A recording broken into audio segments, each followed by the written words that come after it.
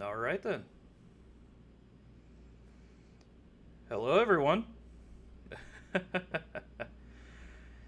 It's been a minute, but yeah. All right then. I guess I should not dilly dally around. Hello, everyone. I am Chezkov, Chekhov's ghost, to be more precise. And today I'm going to be going through a Dark Souls Soul Level 1 playthrough. Pretty self explanatory.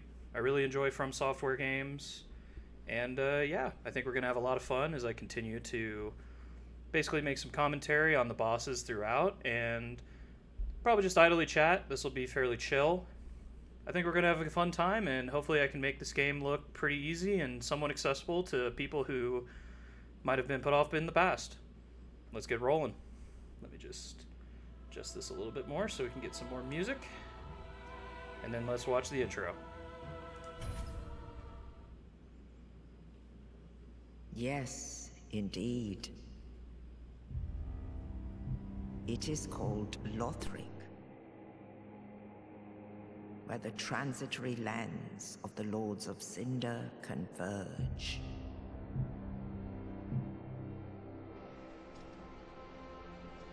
In venturing north, the pilgrims discover the truth of the old words.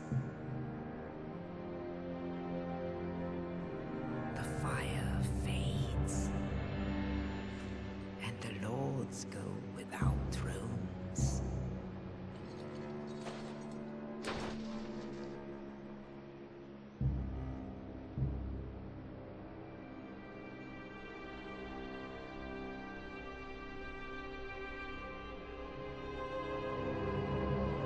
When the link of fire is threatened, the bell tolls,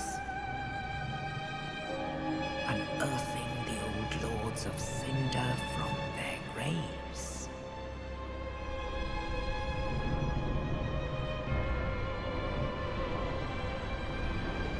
Aldrich, Saint of the Deep.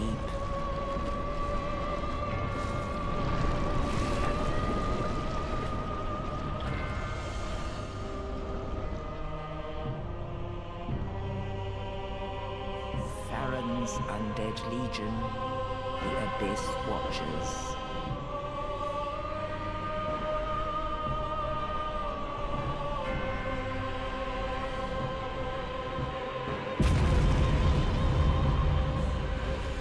And the reclusive lord of the profaned capital.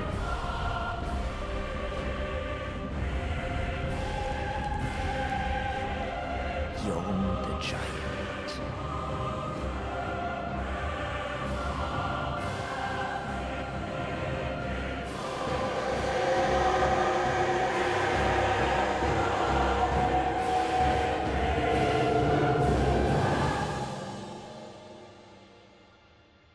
Only in truth,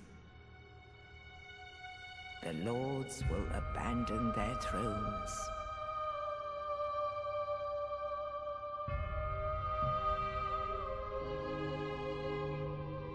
And the unkindled will rise.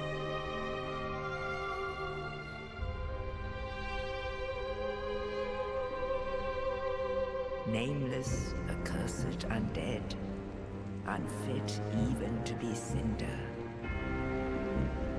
And so it is that ash seeketh embers.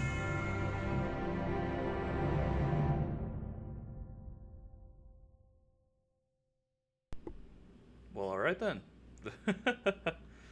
Oh man. I still get chills watching that intro. It's so awesome. Alright. Well, let's do something really easy. Okay. Should just take it. Yep.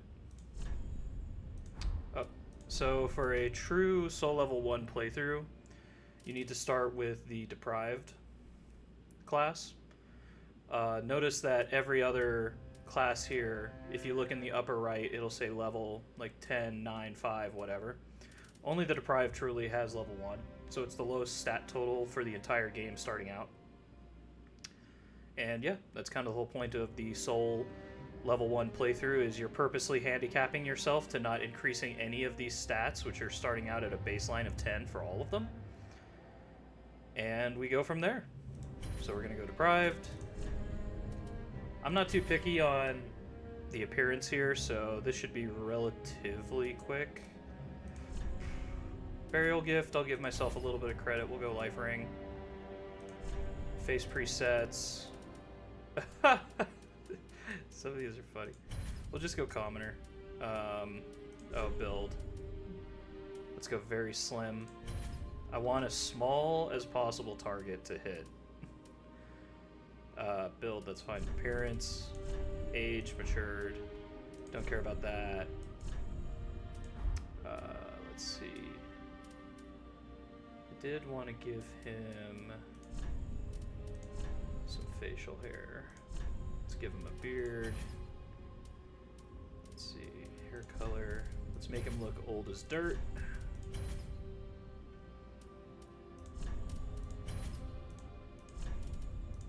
Everything.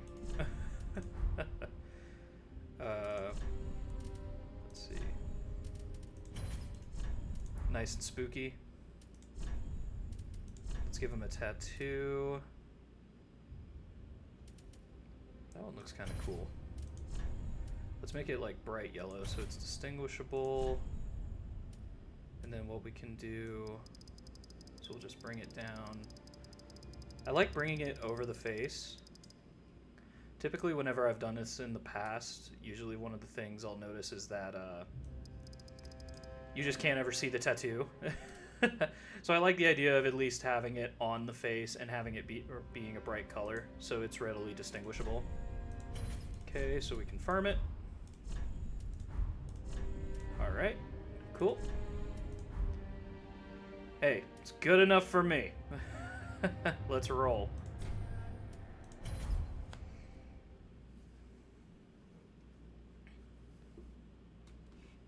Alright then.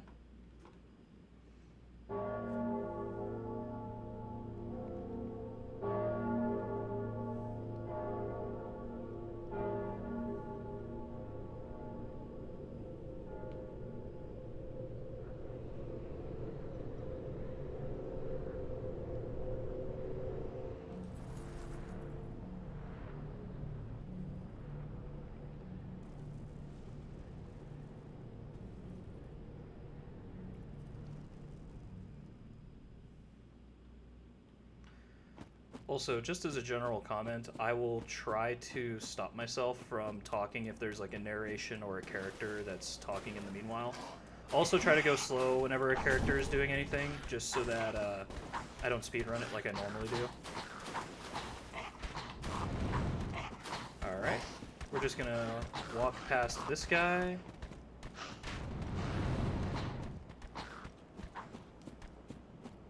Pretty much the first guy we're going to go up against is Gundyr.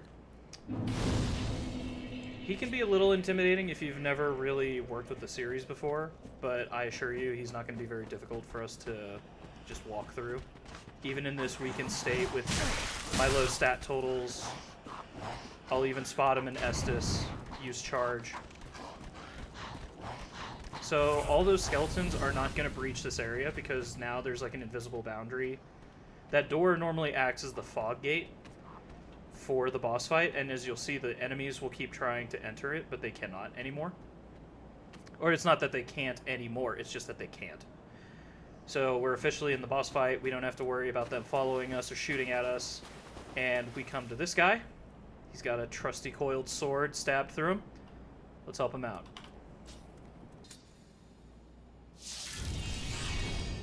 Now, be aware for this boss, just go ham. Get all the free hits in that you can. Do not handicap yourself. We're going to be mostly circling around him. He has wide sweeping attacks with large telegraphing. Nothing really too complicated here, an occasional stab. Okay, that one got me on the angle. Not bad.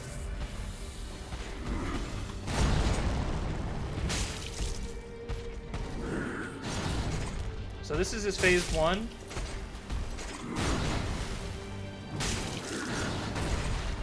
Nothing really too bad. And as you can see, I'm usually just timing his attacks so that right at the moment that he is attempting to strike is around the time I'm attempting to jump. Now we should... Uh-oh. Will that automatically kill me? Nope. Up. Ah, that's fine. Uh-oh.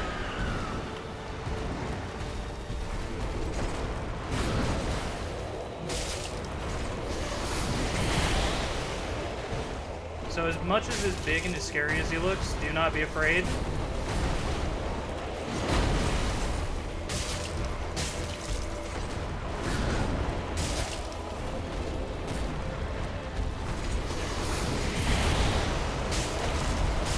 We're just gonna stick close to him, start beating him up, and there we go. Easy peasy, lemon for breezy. Cool, we got the coiled sword, that's our first guy down. Alright. Nothing too bad, nothing too bad. Also, just as an FYI, because I found this out recently, be sure to grab the Ashen Estus Flask at the beginning, because otherwise, if you don't have it, one, I didn't realize that I kind of just naively thought, oh, if I never pick it up, I can still upgrade the Estus Flask, and I don't have to allot, and it makes the game simpler for me. Not the case. You cannot upgrade the Estus Flask with the Estus Shard unless you have the Ashen Estus Flask with you. And that's probably the most I've said Estus consecutively in quite a while. Alright, so now, I just like his attire, so I'm just going to beat this guy up and take it. He's not going to be an easy fight. He's got an Uji Katana. As you can see, oh, actually, I need some Estus for this. We're going to run away, tactically retreat. I respect him enough that against Gundyr, I don't care. I'll just be like, yeah, whatever. I'm down in Estus out of 3. I'll take the hit. Against him, he's tougher than probably Gundyr or Vordt. Vordt will be the second boss we'll fight once we get to the high walls of Lothric in a minute. But yeah, we just chill by the cute little campfire here. That's where you can attune spells, you can drop stuff off in an organizational box. You can burn undead bone shards to increase the efficiency of the bonfires. But these are mechanics we'll get into at a later point. For now, I just want that guy and his clothes. So let's try and see if we can beat him up. Ooh. Well, that's not a great opening move. Let's see.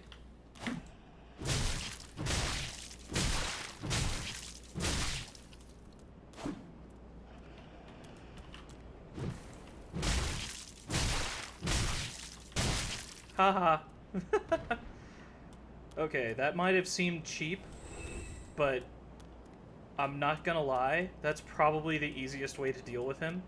He will constantly walk over right next to the ledge, and then if you just give him a front kick like a teep, or if you just attack him and he guards it, or if he doesn't guard it and he took the hits like he does against me, he just gets thrown off the side. And it's like, well, I'm not trying to be a jerk about it, but I'm going to go for the path of least resistance, and if that includes shoving you off a cliff, well, so be it. Yeah, so you'll just rest at the campfire, and as you can see right there, his stuff reappears where he previously was. We grab it. Uji Katana will not be of any concern for us. But what we will be doing is we will be donning some attire. Alright. Cool. So now we got our attire. Or at least the top half anyway. This is kind of like a third of my outfit. Basically, I'll get the next portion of it probably around the time that we're in the, well, getting close to the Abyss Watchers, and then in the Boiling Lakes. That's where I'll get the third piece of the attire I like to wear. Alright. So we start here at the bonfire. Pretty much, there's nowhere else to go in this starting area as of now, and we don't have enough souls to explore other areas. So normally you would spend 20k souls to get a key. That allows you to go into some of the towers nearby. What we're going to do instead is we're going to travel to the High Wall of Lothric, and I'm not going to do the quickest route for this, but, well, no, so I will. Basically what we're going to do is this High Wall of Lothric area, I don't really care for much. It doesn't really do much for me. So all I care about is unlocking the shortcut to get back to Vordt. And that's all we're going to be doing. So we're going to... Oh, actually, we need to go do one more thing. We need to go allot that Estus. I forgot to go do that back at the bonfire. Alright, let's run this back. Alright. Good old Andre. Well, a newcomer, I see. I am Andre. I serve at this shrine as a humble smith, forging weapons.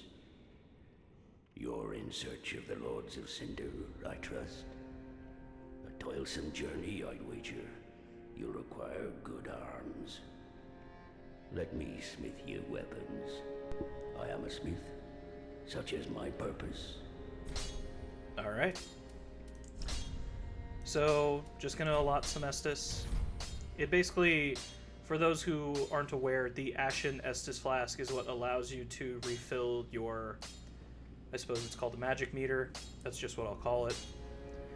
I think it's technically called, like, FP for something, but whatever. That's not really my concern. I don't play magic, or I don't really work with magic. I just care about recovering health, so that's why I'm going pure Estus with my allotment. Reinforced Estus Flask will occur whenever we get an Estus Shard. Those are going to be throughout the game. Not really much of an issue. Repair equipment is also pretty rare. I don't know if I've ever really had anything that's really required it. It's not like Dark Souls 1 where I had stuff breaking on me all over the place. So I don't think it's going to be too big of a deal. Infused weapon. Basically, throughout the game, we're going to get different coals that are going to be able to...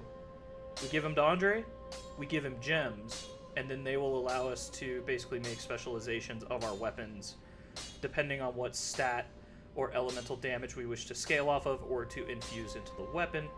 And then reinforced weapon, you basically just hand him what are known as building materials in this world. Titanite shards, chunks, slabs. He takes that raw material and he basically he uses it to increase the damage output of your weapon. Easy peasy. Pretty be careful. Alright.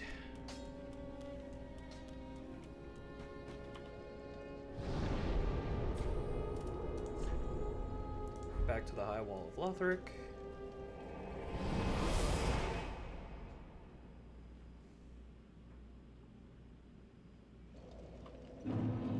Alright.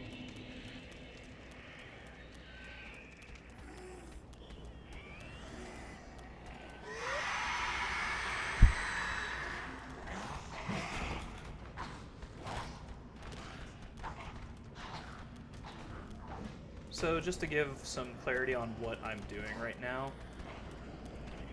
I'm going to be running by a lot of these enemies, just because you can.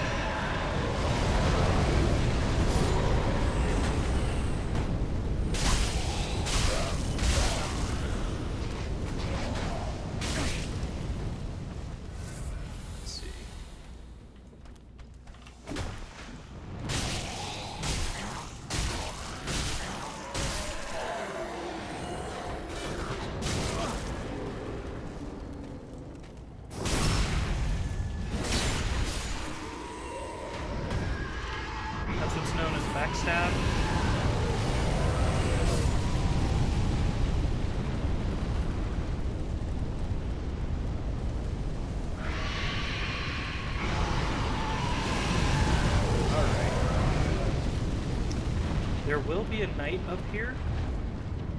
We're going to lure him out just a little bit. Okay, he took the bait. Cool. And then we're just going to run up to the bonfire. That's going to be up here on top of this castle tower. He's probably not going to let me light it because he's going to be tracking me. Alright, come on. Oh, well, actually, can I light it now? There we go. I guess he just broke off pursuit at the last second. Let me just do one little thing. Tweak that slightly lower. Yeah. Anytime there's dragons in the area, the ambient sound gets a little loud. But yeah. Let's just get rid of that Ashen Estus Flask. Cool. Alright then.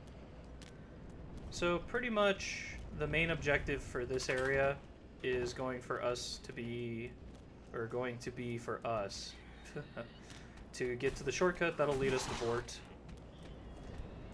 It's not too crazy. Basically, we're going to go down here.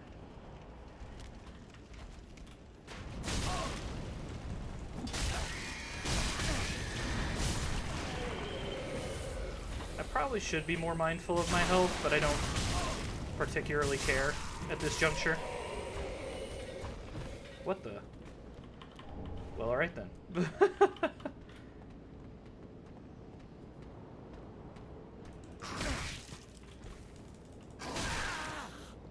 Oh my god. Well, that's annoying, but we'll deal with him. I think there is a way to, like, stomp down, but I can't remember how to do it. Okay. Now, after we gently persuade him to go over the edge. Oh, shut up. Oh my goodness. I'm not used to... There we go. Alright.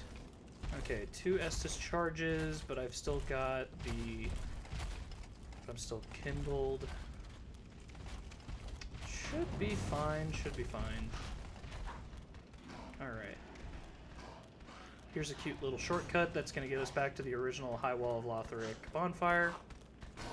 Just going to step on this. That'll activate it. We need to get to the top to unlock the gate. That's what basically allows for the shortcut to be viable. Yeah, exactly. And then I'm not going to go out there because there's enemies, but if you kind of just tilt up to this direction, that is where the original bonfire is going to be at. If I fail to kill Vordt, which would be extremely... I would not be happy if I'm not able to kill Vordt. Even with 2 Estus charges, I should be able to kill Vordt relatively easily. He is probably by far the easiest Dark Souls 3 boss.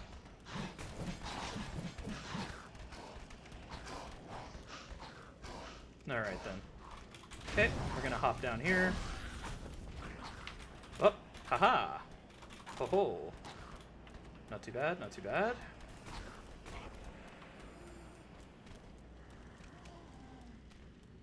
Alright, we're in the Sanctuary of Vordt. Let's open it up, see what we got.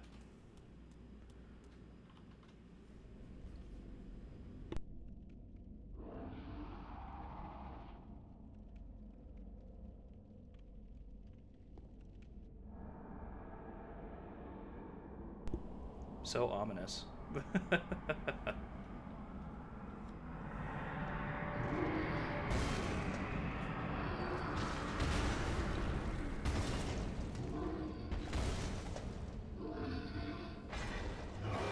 Oh no. Whatever will I do?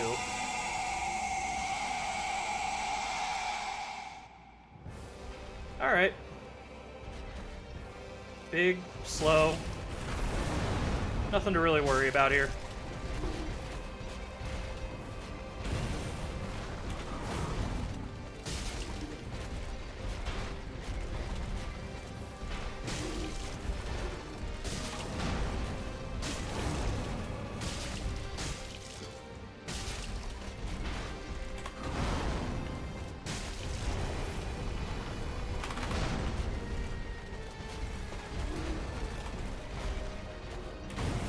Ooh.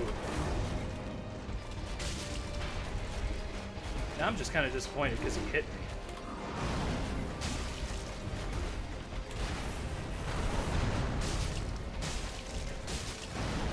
I can't see! Oh, there we go. Here he comes.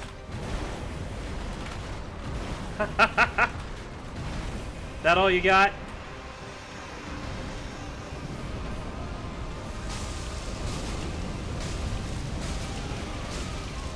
Treat this guy's crotch like a freaking piñata. Oh.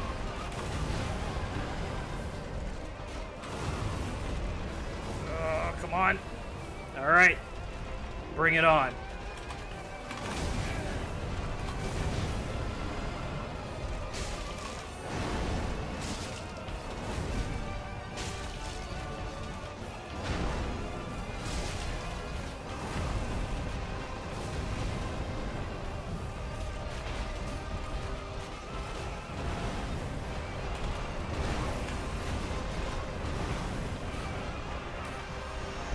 All right. It's our victory.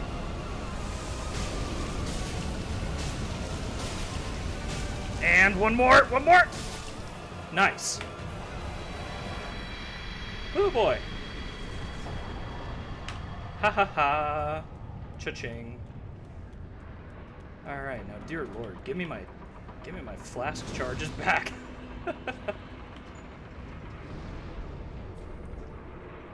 Ah, very well. Okay, so now to get down to the undead settlement, what we're gonna have to do is actually backtrack a little bit. We're going to go talk to the caretaker of Prince Lothric, who is going to be in that castle dead ahead. And she gives us a banner that allows us to go down to the undead settlement. That's where we're going to start basically weaving down and finding people, different bosses. Specifically, we're going to be, our next big target is going to be the Watchers of the Abyss. Alright. The wait has been long, unkindled one. I am Emma, High Priestess of Lothric Castle. Allow me to speak frankly. You will not find the Lords of Cinder here. They have left, gone, to their journey homes converging at the base of this castle. Head to the bottom of the high wall, forge on through the great gate, and raise this banner to proceed. Alright then, you heard the lady. Now, just for a quick FYI, you technically can kill her right now. What importance does that have? This area is actually a future boss fight location for the Dancer of the Boreal Valley. And if you kill her, it will immediately trigger that fight. That fight is theoretically supposed to only happen after you fight Aldrich. And if you remember from the opening video, there's several Lords of Cinder. Aldrich is one of them. He's one of the last ones you really interact with. Well, that's kind of your own personal choice, but... oh my goodness. Dealing with these small fry riffraff. I'm not in the mood. But yeah, so the whole reason that we're going to kind of go out of our way towards the Watchers of the Abyss is because they have some umbral ashes that I really want. And with those umbral ashes, you will be able to buy Titanite shards, which will be able to get my club up to level 3, which will help with the damage output. And yeah. It actually also works out very consecutively too, because once you get past the Watchers of the Abyss, you then proceed further down into the catacombs, and once you're down there, you can actually go into an optional area known as the Boiling Lakes that has a lot of large Titanite shards, which allow you to get up to +6 enforcement of a weapon.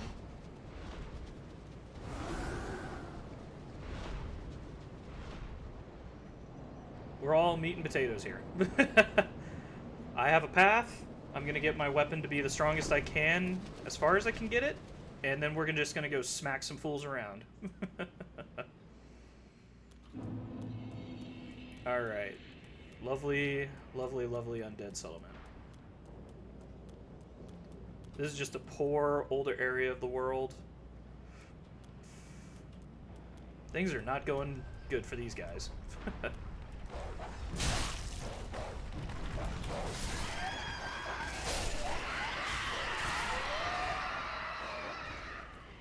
Yep. Just kind of let all that play out. Alright, now it's my turn.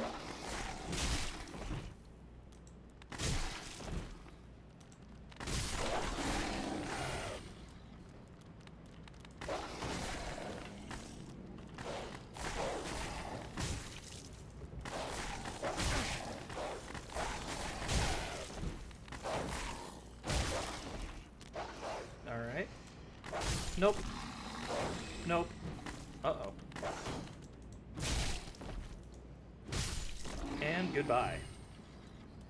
Anyway, now that that minor nuisance has been dealt with, wipe our hands, open the gate. Yay! Hooray! And now we can go over this nice little bonfire. We don't really... why not? Why not? Alright, cool. Now our health is regenerated. Let's just run through all this, because it's not really necessary. Oh my. So... this is always so annoying.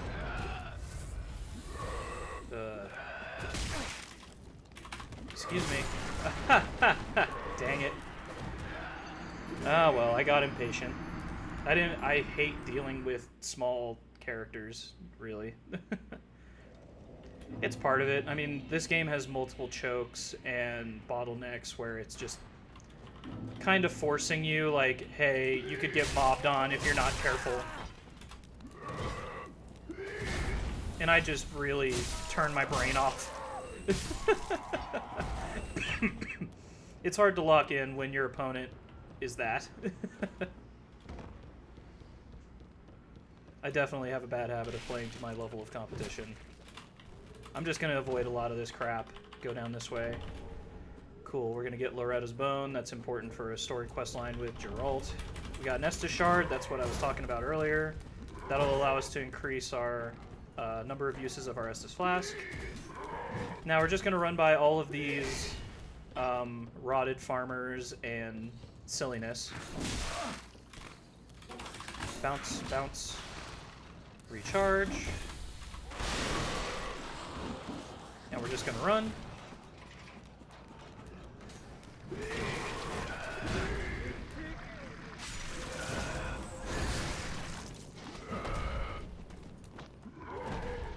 Actually, it's kind of helpful that I died here, because otherwise there would have been an automatic summon that I would have had to fight.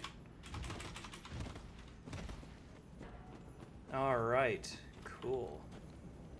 So we are right near where I'm going... So the starting weapon for this class is the club. That's what's in my hand. There is a weapon known as the Reinforced Club, which is basically this, but with nails in it. And in addition to having, I think, a slightly higher average DPS, it can actually do bleed. It can cause a bleed effect damage. So if you hit an opponent a number of times, bleed will accumulate, and then it'll be a very big burst of damage. And it will be right over here.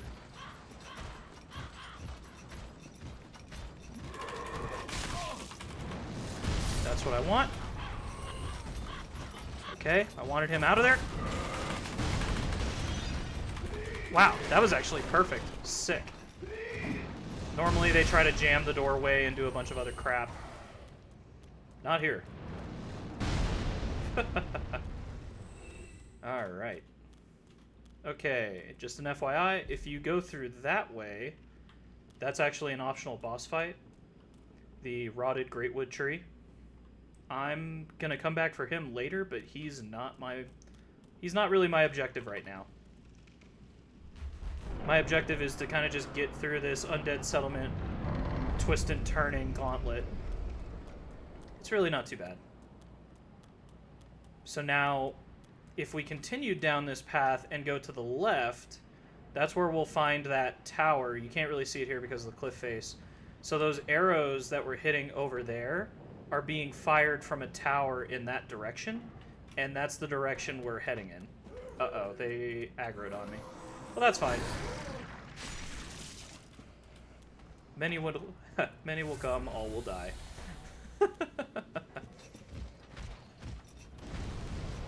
So now we're just gonna jump through here. There's a cliff face here. Give this guy a good old bonk on the noggin.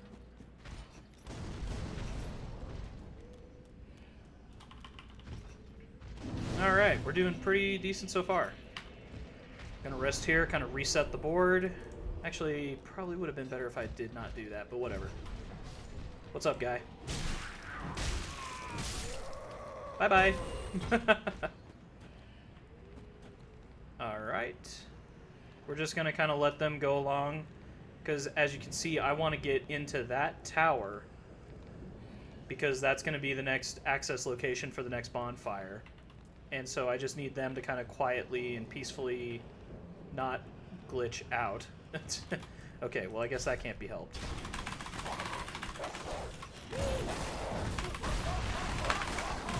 Oh my god! Dang it. Yeah. No, going this way is a little risky, but it allows you to shortcut a lot of stuff. So, well, not a lot. Not like a lot, but it just... it's quicker. So just to kind of give you an idea of why I want to get to that tower does two things. It gets us further down towards the... oh man, I forget the name of it. But basically it gets us closer to where the Abyss Watchers, that boss fight is. But also, as we head towards there, we're going to run into Sigmire of Katarina. And what... basically you can't see it because of the cliff face, but actually on that cliff face over there, there is going to be a path through a fire demon that is going to allow us to get a ring that will be super helpful for the rest of the game, known as the Chlorothy ring. It's helpful in the fact that it allows for faster stamina regeneration, and considering the stats that we have at the moment, that's going to be kind of paramount. Okay, this is more of the configuration. Oh my goodness. That's always so annoying. Yeah, it's just like a couple small things here and there where it's like, all right, we need to roll through this and get through this one annoying part, and then we can get to the actual kind of cool parts of the game. I don't remember. I think there are some items over there that might be of some interest. I can't remember if it's a ring or something though. It's been forever since I've actually gone over there. Alright. We're just going to hit the ground running. Shields up. That's working way better so far. And I don't even want to take a sip right now because I just want to get to that door. Alright, cool. Objective 1, get to the tower. Also, when you're in a door opening animation, they can't kill you. FYI, that'll be very helpful later on. Once we get closer to the Deacons of the Deep.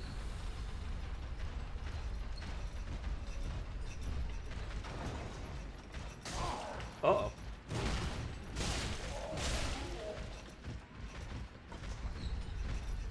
So I'm actually okay with this, just going down.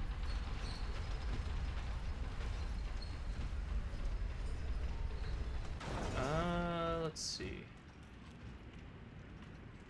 It's slightly risky, but let's see if I can do it in my first go.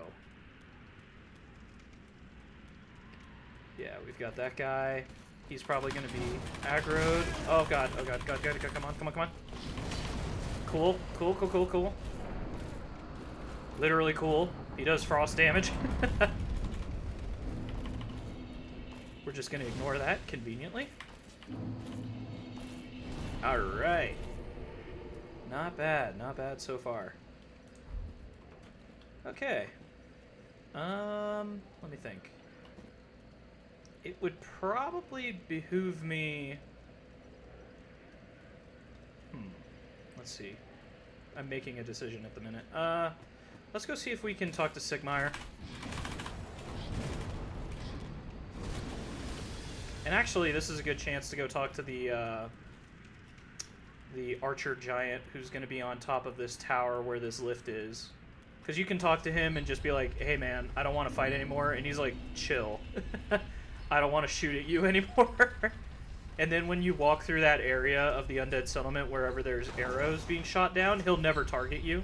They won't impact you. And they'll kill everything else around you, which is actually pretty sick.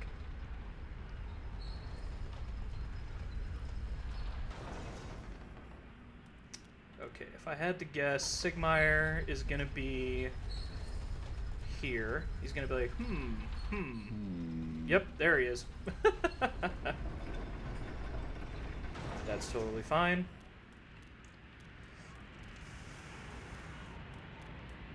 What's up, my man? Those arrows look familiar, huh? And that's the area far out in the distance where he was shooting at us. Who are you? I help anytime. It just works. I don't know what to tell you, man. It just works. Alright. Now let's go help Sigmar. There we go. Hey, what's up, my man? Ah, don't disappear like that. You have me downright worried. But thanks to you, an epiphany has struck me square in the head. I've unraveled the riddle of this inscrutable lift.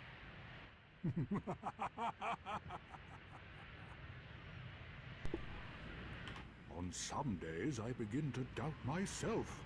I went up the tower, so I thought, then somehow ended up here. I'm not exactly sure what happened. Anyhow, do you see that? That humongous beast? I'm no coward and I've a steady hand, but that thing makes my skin crawl. Now, think twice before you go down that road. I could try talking some sense into him. No, I think not. He's far too overheated. I've got to use my head and think.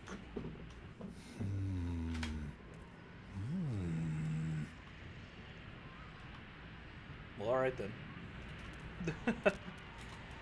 So, we should have enough health. We don't necessarily have to kill the fire demon. That's what that guy is over there. In fact, we kind of just need to run by him to get to the ring that I want. So...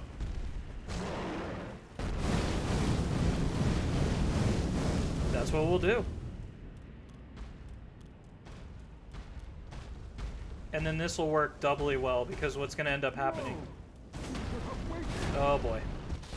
Well, it's too late now. I, Sigurd of the Knights of Katarina. Ah, Sigurd.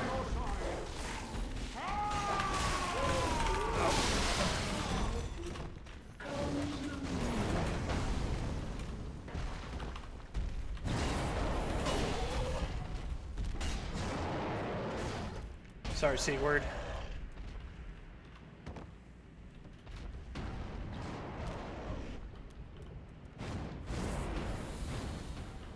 Alright. Now we're just gonna drop down. Excellent. That's nice and all, but what I really want is this guy. Cool, so let's equip that real quick. Easy peasy. And now, actually, this is going to be great because we can use... oh, come on. I don't have one homeward bone. Crap. Well, alright then. Interesting. I don't really care about the souls too much. Let's see if I can just run back there. Now that I've got increased endurance, should be a little easier. Actually, that's another good point. I can just go through these catacombs here. They're not really catacombs, they're just like a thing. Okay, get out of my way.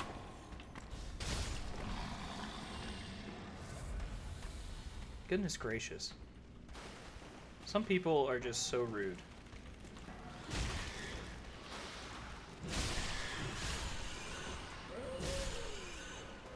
Alright. Not too bad, not too bad. Castus. And now we've got a big rat. Yep, big chonk boy.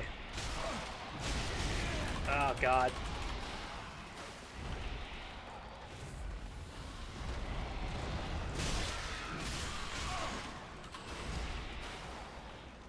Oh, God.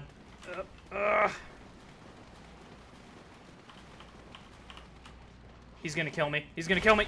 Yep. Ah, dang it. Well, I didn't really care. All I really care about is getting back here. I could have sworn I had a homeward bone, though. Oh, well. Ashes to ashes and all that.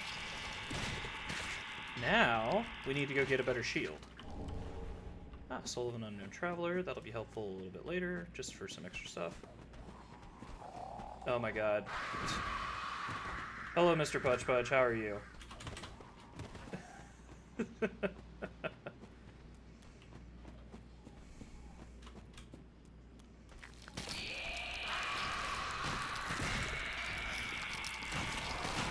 Yeah, so all those enemies will just...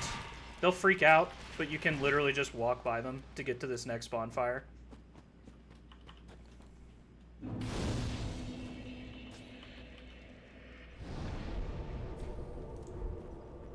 And over here we have Henri and Horace. They're actually helpful in some different endings for this game. Oh. Yeah, I saw that it was saying I'm playing Borderlands 3, and I was like, well, at least the 3 in the title is right. I'll change it later. I thought by putting it on my schedule it would label it correctly, but apparently not. I'll get it fixed for next time. Oh, hello. How do you do? I am Henri of Astora, unkindled like you. This is Horace, a friend and travelling companion. Are you too in search of the Lords of Cinder? We are well along the road of sacrifices. Below us is the Crucifixion Woods. Beyond the flooded woods lies Farron Keep, home of the Undead Legion. Further yet is the Cathedral of the Deep. We seek the cathedral, home of the grim Aldrich. We may go our separate ways now, but we are both seekers of lords. The next time we cross paths, one may find the other in a time of need. May the flames guide your way. Yeah, she's pretty cool. You see her throughout different parts of the game, depending on how far you want to basically track down the third ending.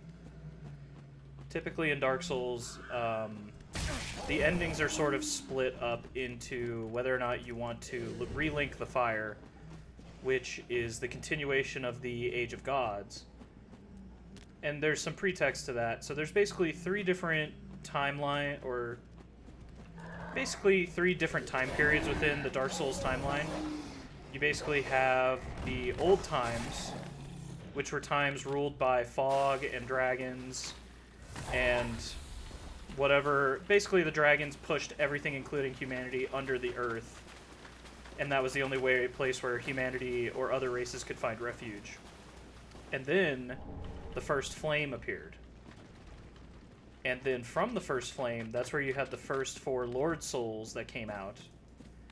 And this is what ushered in the Age of the Gods. That dog just dropped down from the trees. Okay then. Goodbye now. Anyway. Yes, so the Age of the Gods, pretty much the whole thing was, hey, we have the first flame, we derive all of our power from it, We've driven back the dragons, killed them, and established a new order of supremacy over the planet. That kind of comes into... What? Damn, you really know this lore. I actually have several books sitting on my desk right now with Dark Souls lore.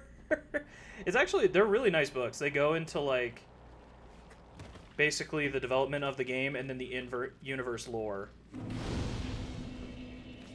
But anyway, so you kind of reach the current conflict that's happening within the Dark Souls timeline across all 1, 2, 3. So the nerd comment stands. Fair enough. Basically, the first fire started to flicker. And this is a very interesting phenomenon. So the first flame, which had previously liberated the gods and all other parts of the earth from the tyranny of the dragons, it's starting to weaken. And conversely, what has started to appear is something known as the dark sign, which is what humanity is branded with. And effectively, what it does is it makes humans unable to die. So humans are either in a... they're either alive, or when they die, they go into an undead state where they can restore their humanity and go back to being a living human, or they just stay undead. The problem with this, however, even though it extends your life, at a certain point, basically switching back and forth between alive and being dead will cause you to go insane. And that's why all of the enemies you're seeing throughout the Dark Souls landscape that are humanoid, they're basically humans who have lost their mind because they've been branded by the dark sign and they're not really able to die. You're only really able to truly die if you've basically just if you're undead and give up everything, and then I think there's a few ways you can permanently die. But for the most part, people just kind of go insane. They become increasingly aggressively hostile. Not great. Oh, oops. I got so caught up in the lore, I forgot to go grab a shield I wanted. So anyway, you, as the chosen undead, basically come to the final climax of all Dark Souls games, which is, do you link the fire, which is the first flame? Do you basically sacrifice yourself, as powerful as you are, to keep the Age of the Gods going on? Or do you kill your... Basically, do you walk away and let the first fire die? And that ushers in the Age of Darkness, which is also known as the Age of Man. And that might sound a little weird. Why is darkness affiliated with humanity? But that's actually because... This kind of goes back to the previous comment I made about the Lord Souls. The dark sign... Darkness for sure. Basically, the four lords... Oh, haha. So those two guys who guard that ladder up there, occasionally if you slide down it, one of them will just jump down after you. It's free real estate. But effectively, from the first flame, the four Lord Souls that were gathered, there was one for light, there was one for darkness, there was one for... Oh no! Oh god, he actually followed me. I didn't think he could do that! Oh my goodness. Tactical retreat!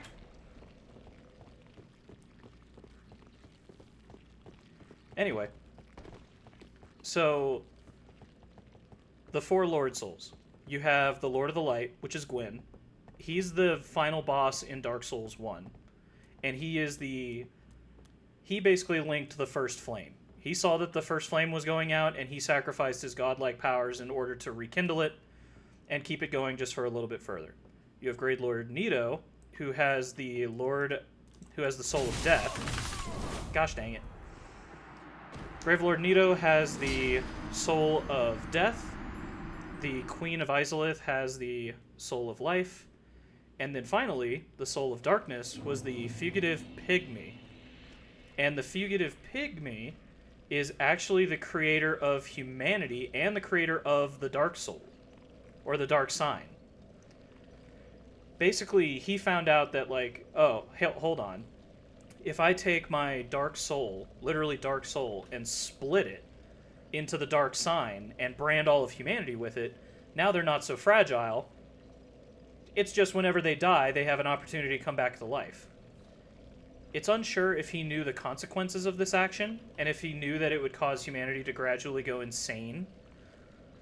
But that's why it's referred to as the Age of Darkness and the Age of Man, because of the fact that the fugitive pygmy has basically multiplied humanity using the dark sign, and in doing so has irreparably damaged the power of the gods and the first flame.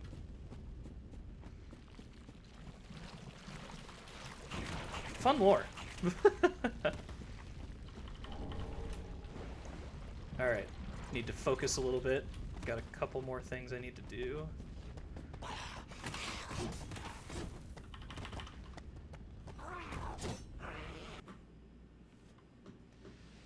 Alright.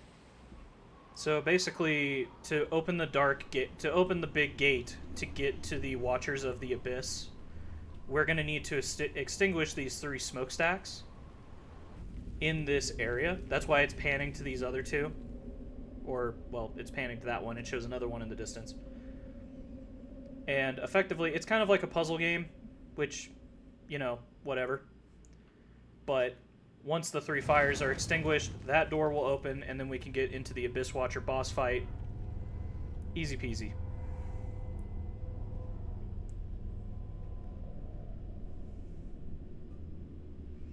What's cool, though, I'm gonna need you to make a series of you just talking about random things, like the next thing being about electromagnetics.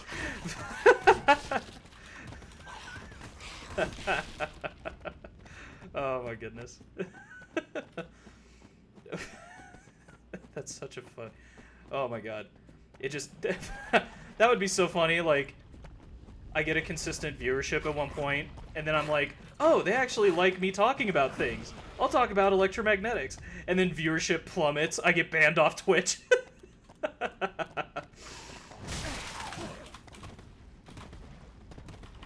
Now, here's what's kind of cool about all these different smokestacks that you're extinguishing. So it's actually they're all hallmarks back to the original Dark Souls 1. The one we just extinguished, this is going to kind of suck because I can't really run away from these guys. But basically this guy, or this thing that we just extinguished, has a stone tablet showing like a pile of skeletons. That's an homage to Nito, or Gravelord Nito. We like your content. No, not like that. They like me. They finally like me. Banned. Doxed reported.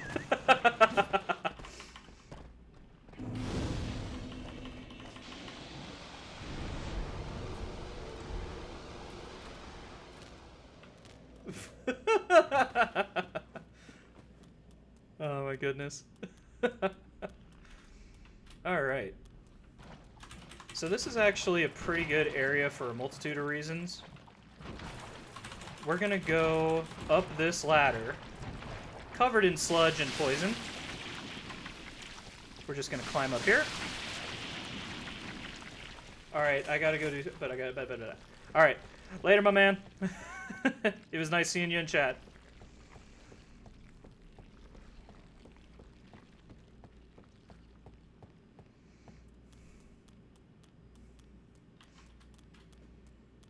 Alright. Anyway, back to the fun. I don't remember... Oh, little bastard's getting away. Come back here. Whack. Oh god. Oh god, I don't have enough offensive firepower. That's fine. It's fine. It's fine. Totally fine. No, this is great. Because now we have the Dream Chaser's Ashes. This is what's going to enable us to buy Titanite shards and to further reinforce our weapon up to +3. And I already have a handful of boss souls that I can just liquidate immediately because I have no use for them otherwise.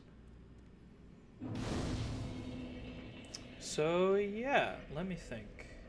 That would probably be the best course of action for now. Let's go do that.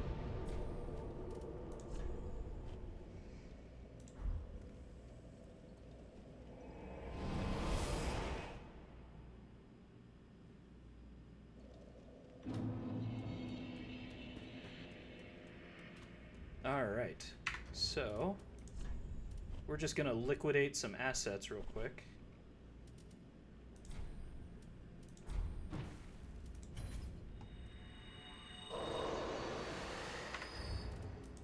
Oh man, this is one of the few times I wish I had more. Applied weapon. I've looked Andy Ash, as is that. Yes, yes. We're gonna give her the Umbral Ash. This barren dust, stuff of a fool, won't yield aught. Where didst thou happen upon the stuff? Tell me for the sport. Oh yes, I see. Clinging to lofty dreams in this dying world, more's the pity. It must come from one, wouldst thou not agree? Damn, lady. You don't even know this dude. Alright. This should... Oh, man. Ashen one. Actually, we're early enough in. I might have enough stuff.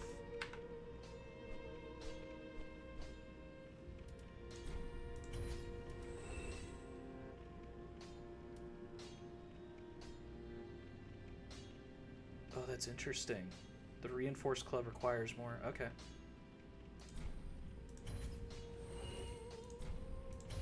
Well, dang.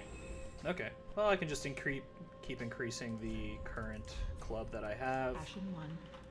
That's no problem. That is what neat. Alright, let's reinforce this guy.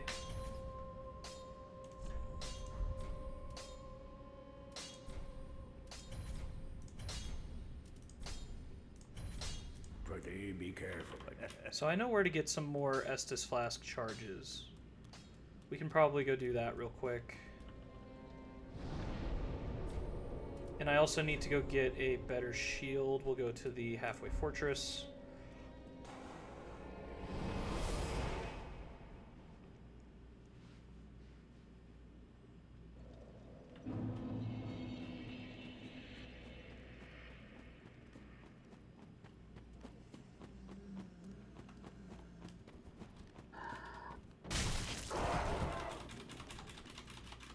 Come on.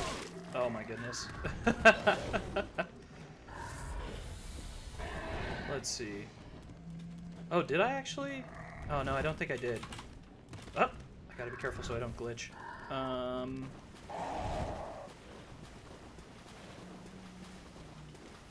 Did I really? Maybe I did pick it up. Oh boy. So many enemies. Leave me alone.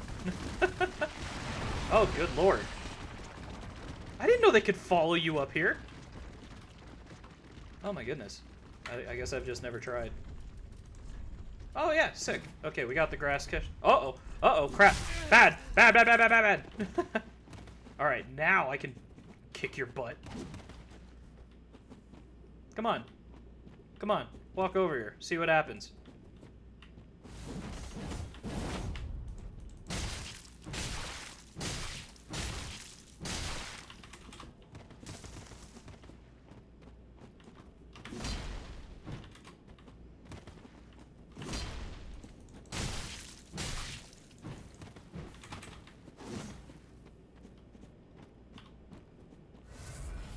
Alright.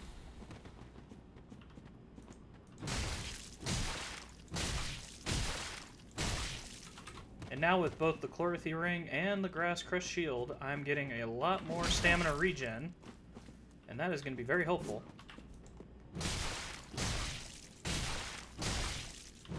Just going to calmly bash this guy's... Uh-oh. We're just going to calmly bash his head in.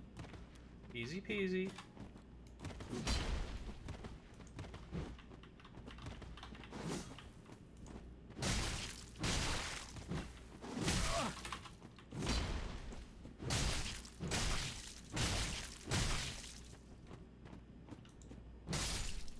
Nice. Now please calmly die. Anyway. Let's see. Anyway. I'm gonna go over here. Finally, some homeward bones. We've got a couple more areas we could scavenge. Yeah, because I think I still need to get the Estus Flask fragment that's down here.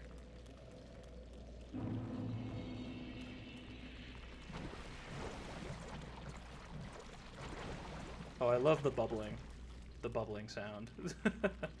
Yeah, that's an Estus Flask charge right there. I'm gonna go grab it.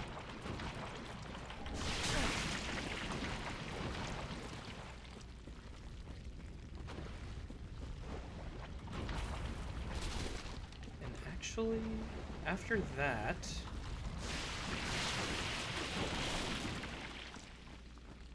we should be good for now.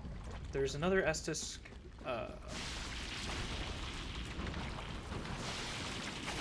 Yeah, but I don't care because I'm right near the bonfire. Technically, I think it is possible for me to reach the third bonfire from here. I think it's, yeah, it's that way. Oh, actually, yeah, it's just right across this bog.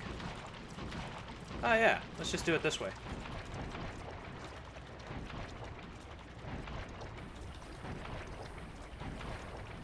Right. Eastbound and down, rolling on and trucking. We're gonna do what they say can't be done. Uh-oh. I think I aggroed the enemy down there. And yeah, the Four Kings. Another boss fight from the original Dark Souls 1. Basically, they were the, if I recall correctly, I believe they're 4 human kings that were put in charge of New Londo. Whereas Gwyn, the Lord of Sunlight, he created Anor Londo, which is basically the home of the gods. Alright. Now we can move on to start crushing through the Abyss Watchers.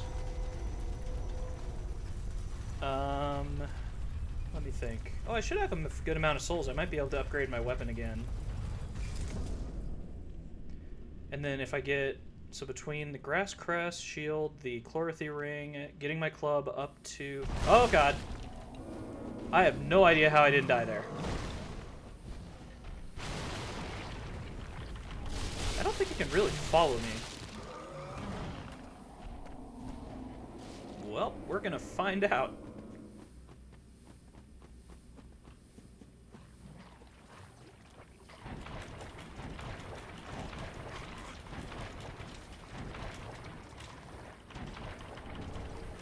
That'll help regardless.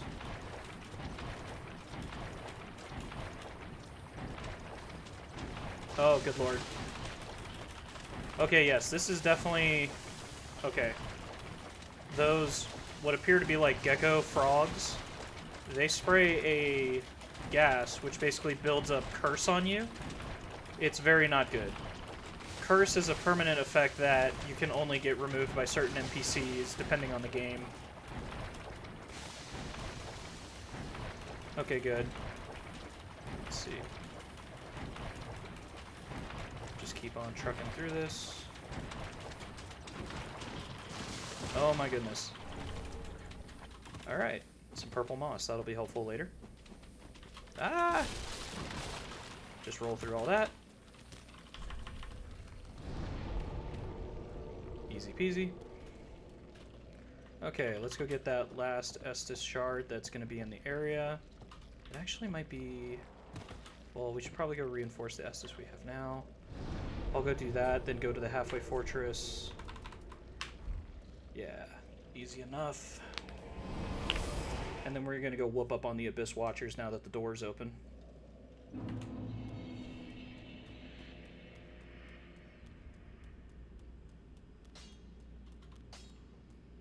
Okay. Did what? Yep. Pretty certain that's all I got. Okay. Oh, that's right. You need Twinkling Twite Knight. Twite Knight. In order to reinforce the Grass Crest shield. Let's see. Ah, how may I be of service? Yes, I would like to purchase a bit more of your Titanite shards. That should be... we might... yeah, that should be fine. Actually, worst case, I already have like a couple more souls that I can use for the actual... we just go here. Easy peasy. What needs? Cool. We're gonna reinforce.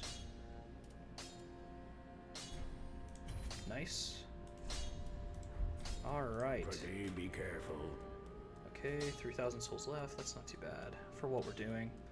We could probably go whoop up on the Abyss Watchers now, but I just want that additional... I want the very last, like, Estus Flask charge I can get.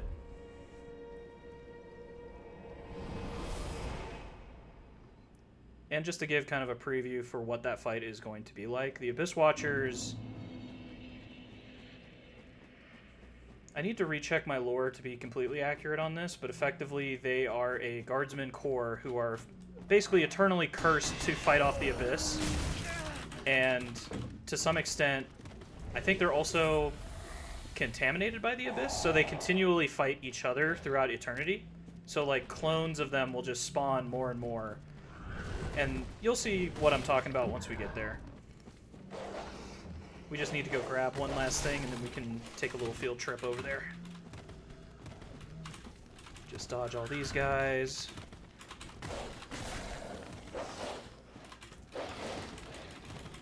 Just keep hammering on through. Easy peasy. Estus Shard acquired. Cool. And then I think that actually might be some bone? Nah, it's just Ember. That's fine. I don't really care. Grab that.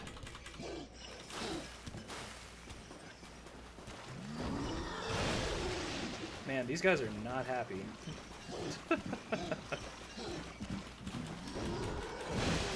Well, that's their problem.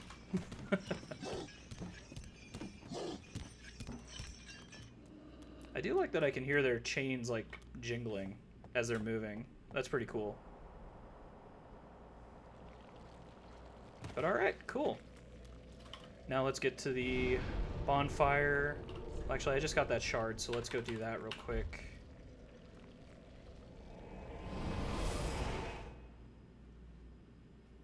Let's see, we're about hour 12 in. Okay, we're about to fight the Abyss Watchers. That's not too bad. And then we'll go down into the Boiling Lakes, and that'll be fun. Good, wasn't he? My good sir, please reinforce this Estus Flask. Pretty be careful. I have a family function, and I cannot be sober for it. Please give me more charges of this flask. Alright, cool. We're gonna go here to the Keep Ruins. There will be one more bonfire that will be right before the Abyss Watchers that's going to make it easier for us to do repeated attempts on it. And I will show you that in about 2 minutes. We just need to go through this gate, kind of walk up. We're going to see some, I think they're, let me think. I believe they're referred to as Dark Wraith Invaders. They serve the Primordial Serpent Frampt. And depending on how long you've been watching this stream, I already kind of went into the lore, and I was discussing how in the Dark Souls lore, basically the crux of the conflict is there is something known as the First Flame, and it is the source of the power for all the gods in the current Dark Souls world, but it's beginning to weaken. And at the very end of the game, you are presented with an option. Do you rekindle the fire by sacrificing yourself, or do you abandon the fire and let the timeline roll over into the Age of Darkness, aka the Age of Humanity?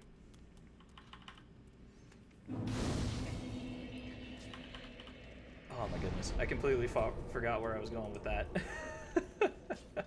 Anyway, that's the bonfire. Let's go whoop up on the Abyss. Oh, sorry. I was talking about Frampt. Okay. So in the original Dark Souls 1, there are 2 primordial serpents that you meet throughout the entirety of the game. You meet... Let me think about this. Oh, actually, no. Frampt is the one that wants to... There's Frampt and Kaith. Kaith is the one that you meet in New Londo, who is encouraging you to bring about darkness and bring in the Age of Humanity. Framped is the one that's trying to get you to continue on the Age of Fire. That's why in the original Dark Souls 1, it's actually it's very interesting thematically, because you could go throughout the entire game and not know about Kaith, and that he's trying to bring in the Age of Darkness. Sorry, I'll be quiet for this. These are the, this is what I mean by saying they're eternally cursed to fight each other.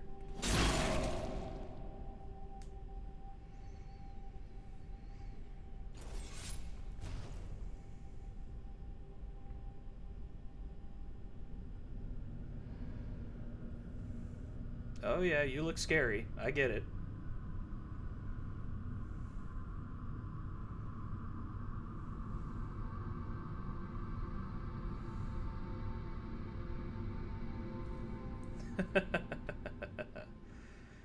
Yeah, this is going to be an interesting fight, because his first phase is basically a 2-on-2 or 1v3 gank.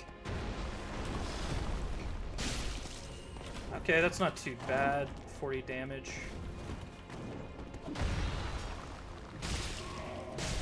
You can only hit him 3 times because he will have moves that are, like, non-staggerable. Like that combo right there, when he uses his short blade, there's a clone of him that's coming up to fight us. We get our own clone, but he could also auto-lock onto us, so let that be in the back of your head.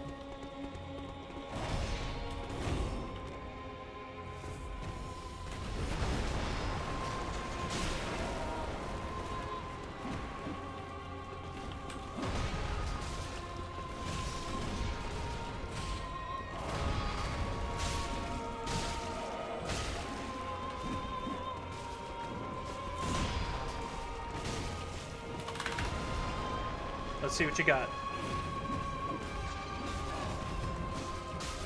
Goodbye. Alright, see, that's my clone whooping up on the boss right now. Let's go help him out. Oh, but I think I killed my own clone. Alright, bring it on.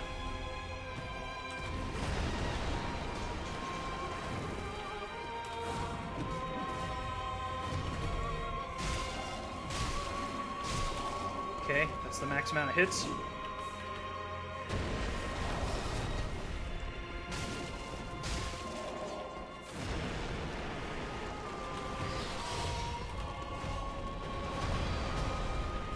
Bring it on. Uh-oh. Actually, that kind of works out for me. Come on, get the last hit. Oh, come on. You always got to do it yourself. Alright, here's the second phase. It becomes a one-on-one, but he gets fire imbuement. He basically has one primordial, not primordial, but he has one primary tell that we're looking for.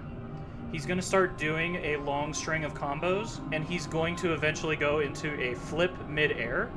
We are going to look for that. We are going to circle around him very calmly as he does that, and then backstab the ever-living crap out of him the minute he lands. Rinse, repeat, beat the crap out of him.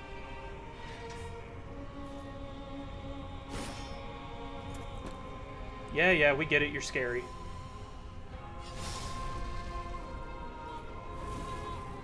Let's see what you got. And then he should be right behind me. There he is.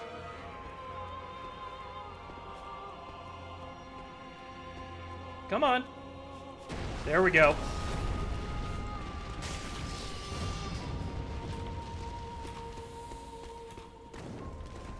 Come on.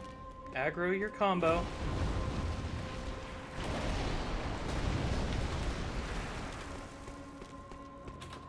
Up. There we go. Come on. You know you want to.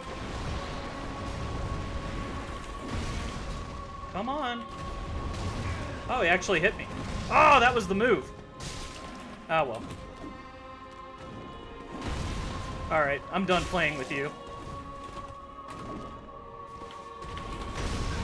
Ah, that was bad. I got lucky. Okay, normally...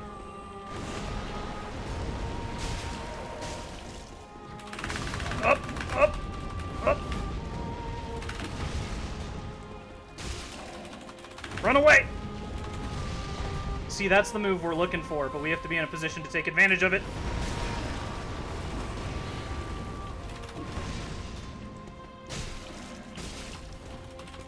Oh boy. Ah, crap! Okay. Not bad, not bad. Okay. I'm slightly surprised. I would think I'd have a bit more damage at this point, but I guess not. Oh, that's fine. Yeah, I just got into a bad rhythm. As soon as he hit me and I was starting to play more defensively, I had to start covering up. I was like, oh no. Because realistically, what should be happening is I should be playing offense, or at least trying to counter him, so that whenever he goes into those long strings of combos and he's flailing around and eventually he does that backflip through the... not backflip, but when he does that flip through the air, I'm more than ready to just get behind him and start beating the tar out of him.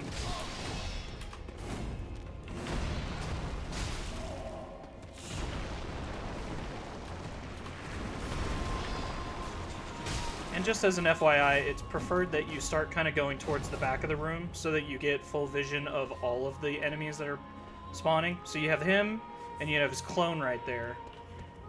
Your clone will spawn to the right of my character as it is right now. And now I have to be careful. Yep, because there he is. Now they're both aggroed on me. Come on. Get my free hit. I guess it's not free.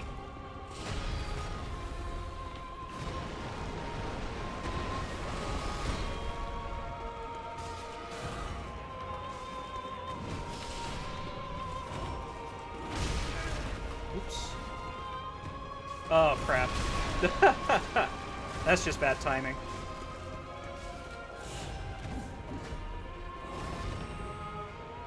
Okay. I wonder if my notes are out of date on this.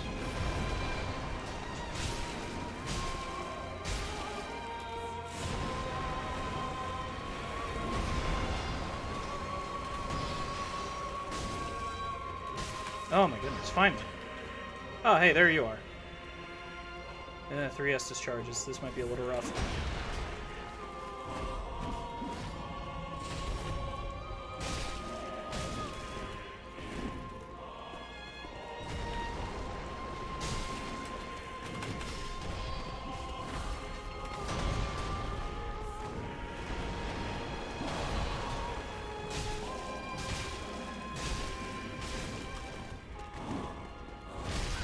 What in the world?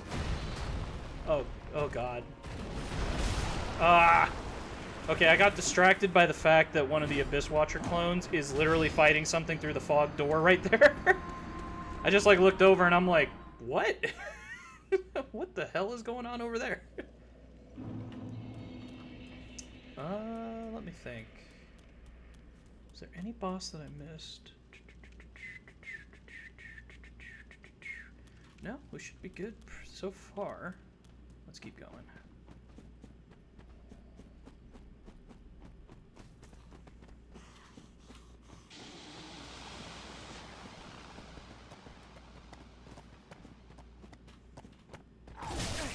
Oh my god. Thanks.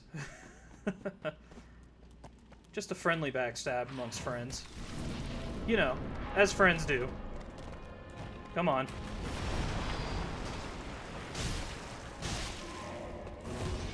Alright, I'm gonna do some risk mitigation here and just go for 2-hit combos.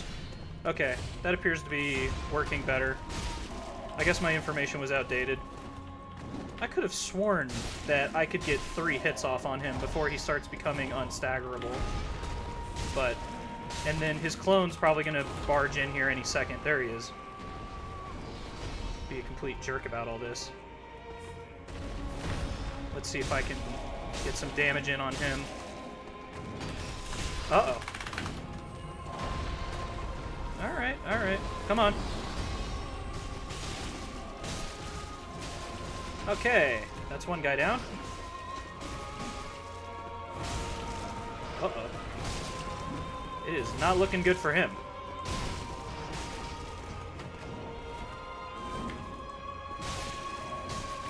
Oh, I got greedy. I tried to go for 3. That's fine.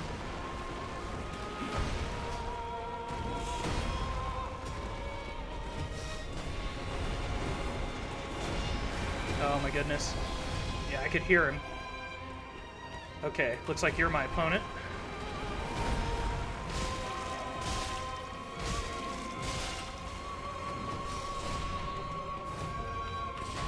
Maybe I'm thinking the clones. Maybe I can get 3 hits off on them consecutively. Huh. Hey! Stop right there. Uh-oh. Oh, ho, ho, ho, that was close. Come here. Alright.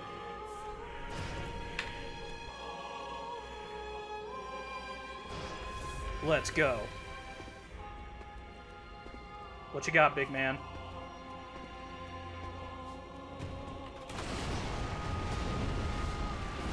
Oh, here we go.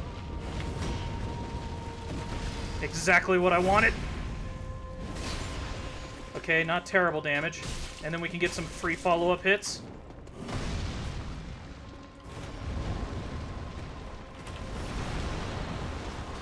Normally... Okay, you can keep drawing in the ground as much as you want, but it's not going to do anything. Up, here we go.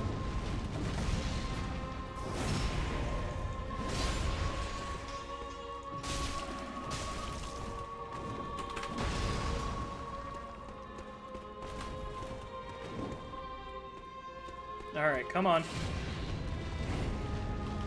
Oh, you're not gonna do that anymore? You scared?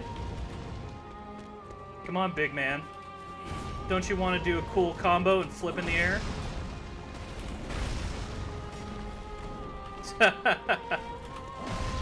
Weak.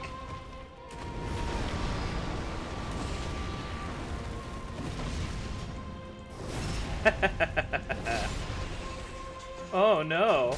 Whatever will I do? Oh no. So much danger. I need to be careful. The more I run my mouth, the more I'm gonna open myself up to getting countered and, like, just direct. Now stay down, please.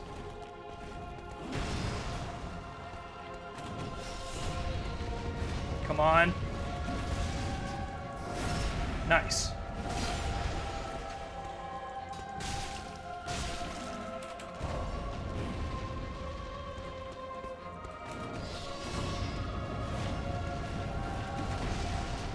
My man is addicted to the flips.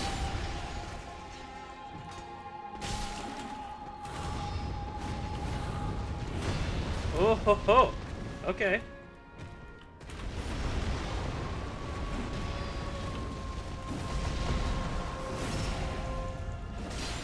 All right. Boom. And down he goes. Okay, goodness. That was probably way too loud. Let's just turn down the ambient music for that. All right, cool. Very nice.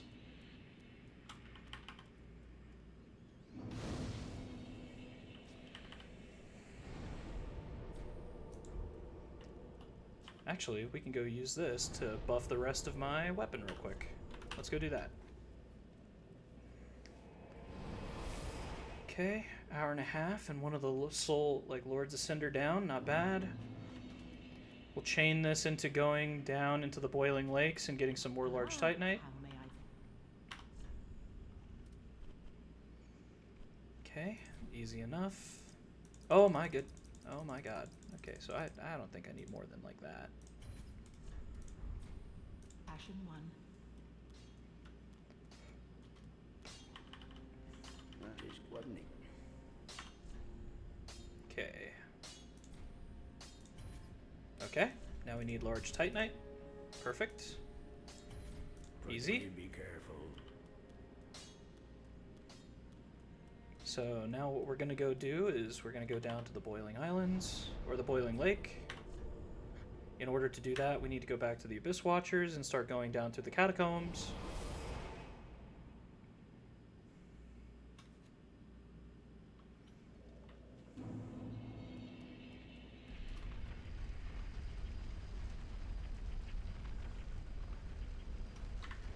Just... okay. It's a lot nicer now. Okay. Catacombs of Karthus. We're just gonna walk by these guys. Nice and casual.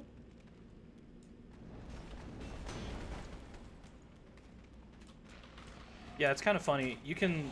most of these enemies you can just either walk by or just just casually jog by. Oh, he actually clipped me through the wall. Okay. That's fine. Go down here. There's going to be some impact. Brace yourself. Oh, no. Oh, well. That happens. It's just humanity. It's nothing to sweat about.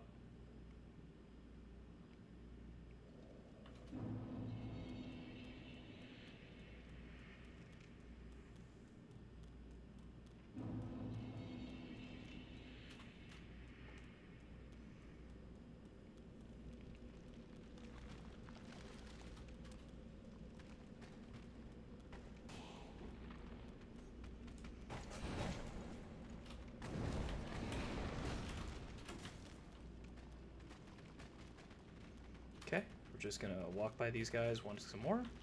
Technically, you could probably go this route, a little bit more direct. It's probably a little better too, so that there's less time for them to get to you. Just gonna go here, hold up our block. And it's just like the problems solve themselves.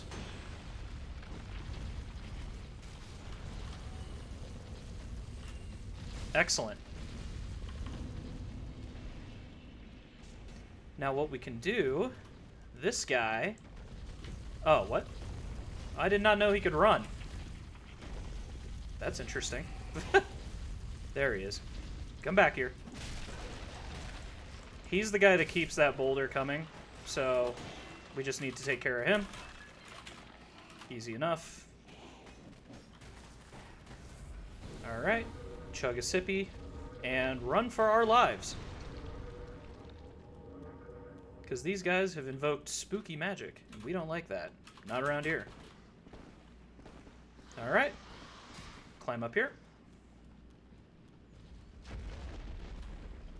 Oh no. Yeah, it's better to just ride this out. Go over here, we got another bonfire. Oh man. I think that's a undead bone shard.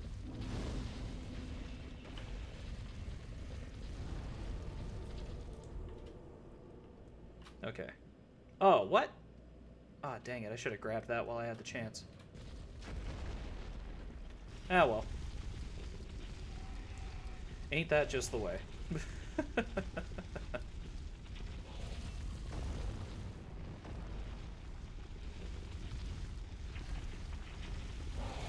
Just let that pass. We're gonna walk by. There's lots of rats. Pretty standard Dark Souls enemy. I'm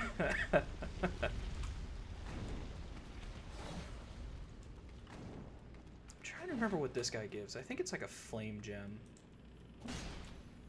Come back here. Quit. Oh, dang it. Ah, well. That just happens. Okay. Oh, yeah, fire gem. There you go. Knew it. Easy enough. Grab the large soul, grab the large soul, ember. I think that's about it that's in here. Very nice. Cool. And now we're just gonna casually walk by this bridge. Now here's the cool part. If we keep going on, we're gonna run into Wolnir, who is going to be one of the... Actually, no, he's not a Lord of Cinder, but he is a pretty major boss. But if you do what I just did and you attack the bridge, it collapses it. So now we can descend it. And this is what gets us to the optional area of the Boiling Lake.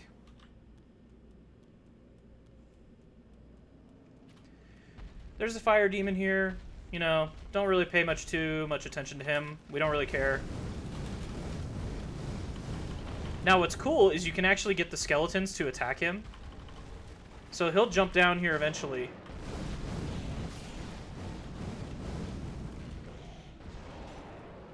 And yeah, he's starting to mess them up now. And there we go, the old sage's blindfold. Yeah. Are you gonna attack? Sir, please stay down. Alright. We've got a couple homeward bones. We've got that. Uh-oh. That's not good. Ah, dang it. Well, it's easy enough to get back there, so no harm, no foul. That's what I get for trying to make a fashion statement in the middle of a fight, I suppose. I think I can technically beat it around the bend, but I just don't want to race it.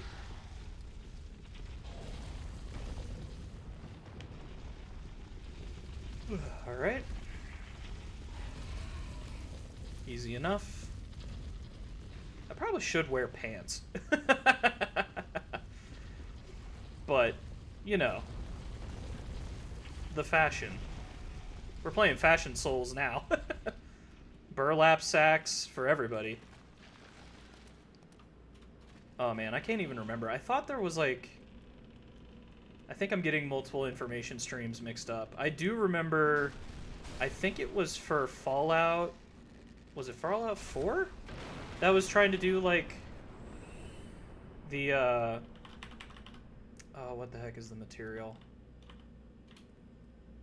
They were trying to do like some bag that was, I want to say like Kevlar or something like that. And then it turns out to be like some crappy plastic or something. And then when fans complained, they were just like, screw you.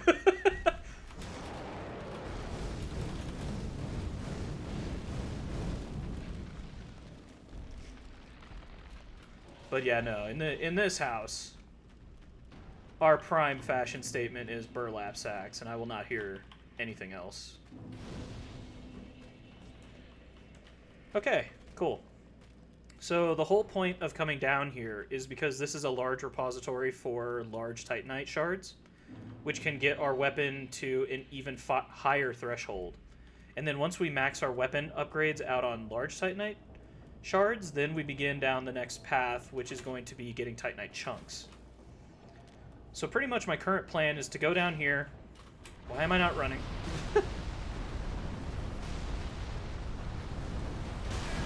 Oh my goodness. Yeah, so there's that crossbow. And that's that giant dune worm. We're just gonna ignore all that.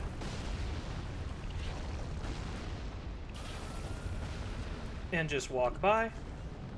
Very nice.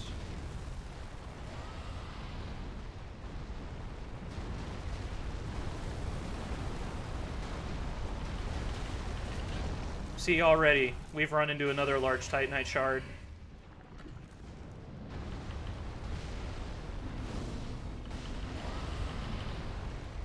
Okay, so our mission here... Let me just turn this down a little bit more, because this area is quite loud. Maybe a little bit higher than that. Anyway. Yes, so basically the whole point of our mission here is to get large Titanite shards. And the way that we do that is we are going to basically go through these catacombs really quickly. There's a hidden wall where you can get 3 of them. It's really easy to access. In fact, I think it's literally just we work our ways backwards here. Yep. There's multiple ways to go about this. Uh-oh. I did not plan to get pinned in the corner. Oh my god. Not the rats. The rats!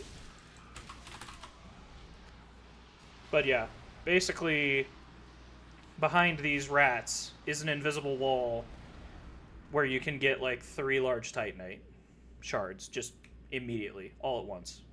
And that's a pretty good deal. And then once we progress further into the dungeon, there is a path that allows us to turn off that crossbow that is constantly shooting down into the boiling lakes. Once you do that, you can scavenge the lake bed itself. Oh, goodness. I still got hit by that. You can scavenge the lake bed itself. Not this one. I want this one. So many rats.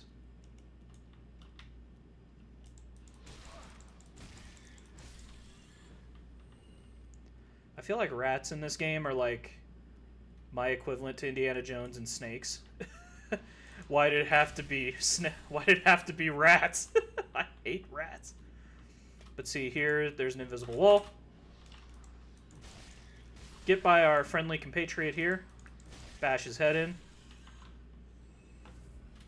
And then we're going to casually walk over here. Let's see. That's where Mama Rat is. Oh, yeah, that's right. This is for the Quelana Tome. This is for some advanced pyromancy magic. There is some lore here. So effectively, I was talking about this earlier in stream about how the Lord Souls, one of the Lord Souls of Life, well, it's one of the Lord Souls, the Soul of Life, was given to the Queen of Izalith. And what she attempted to do when she saw that the first flame was going out was she attempted to create her own. The unfortunate part is she tried using her own soul to do this and accidentally created the element of chaos into the world. Chaos is a different brand of pyromancy magic, and it actually mutated all of her daughters. And in the first Dark Souls game, in order to join the covenant associated with chaos, you have to talk to the Fair Lady, who is one of the Queen of Izalith's daughters, who, if you remember Blighttown, the toxic swamp from Dark Souls 1 that everyone hates, the Fair Lady actually took on a lot of that poison into her body and was deathly ill as a result of it. She was very pale white. Well, you actually find out that there were 3 descendants of the Queen of Izalith in Dark Souls 1. You had Quelana, the Fair Lady, and then you had Quelaag. Quelaag was actually a boss fight. Quelana shows up in the game and is the one who teaches you pyromancy. But you see here, the implied lore of this is that Quelana stayed behind with the Fair Lady until the very end, and this is their tomb together. Very sad. But that's just kind of how life goes in the Dark Souls world. We're gonna drop down. Ah! Ah! Not the rats! There's got to be a better way of doing this. But I don't know what it is. Actually, if I... Oh my god, I hate the camera angle. Please back up. Everyone will get a bonk. Oh crap, I have to be careful. Yeah, because there's a hole right there that leads into magma. I could probably just run by them. Ah, where's the fun in that? Boss fights. I sleep. Rats. Real shit. I think rats, and if you took like the total sum of deaths I've had, I think I've died more to farmers, like undead farmers, and rats than actual bosses in this game so far. Like I said, man, I play to the level of my competition. Okay. Oh, that's right. It's the actual... Oh my god. Get it together, man. Alright, walk into here. Yo, what's up?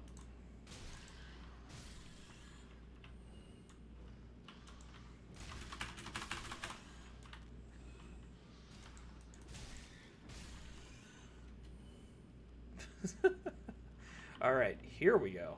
Now hopefully I can fight them in more of a linear, straightforward manner.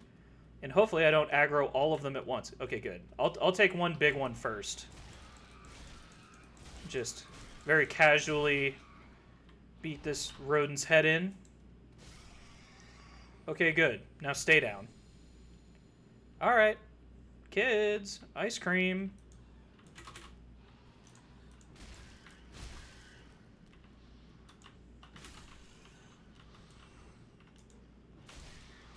Uh-oh. Oh my goodness. They are not cheesed to meet me. Run!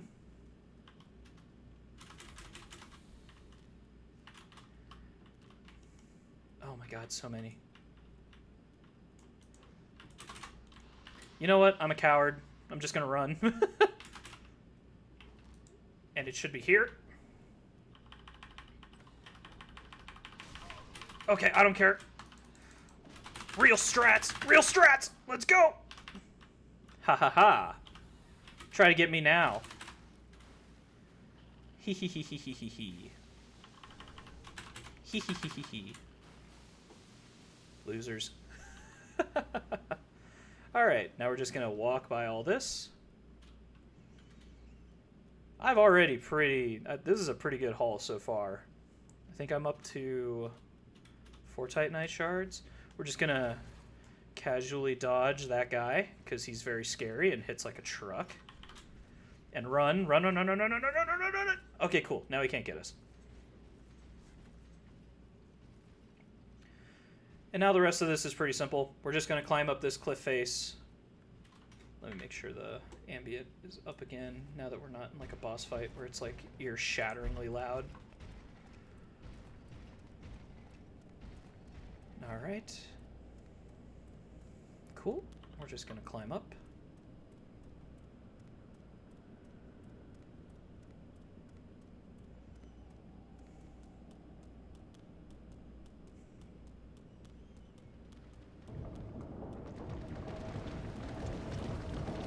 And see, there's that giant crossbow.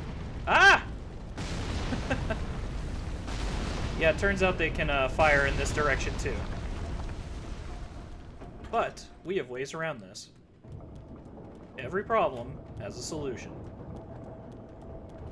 We're just going to kind of strafe along the walls here. It's just going to be a lever up here that we're going to use to shut it off. It's not really a huge issue. And then we got to go this side. Okay, we're going to push it to the limit. Dun, dun, dun, dun.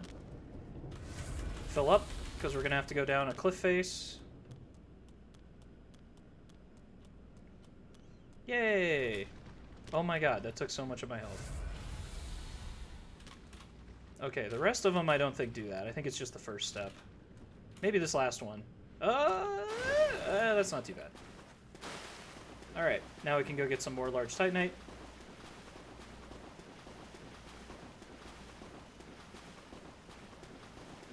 And then we're kind of at a point where we can do a couple different things. I think I'm going to upgrade my weapon. Oh yeah, there's another... Oh, there's 2 more.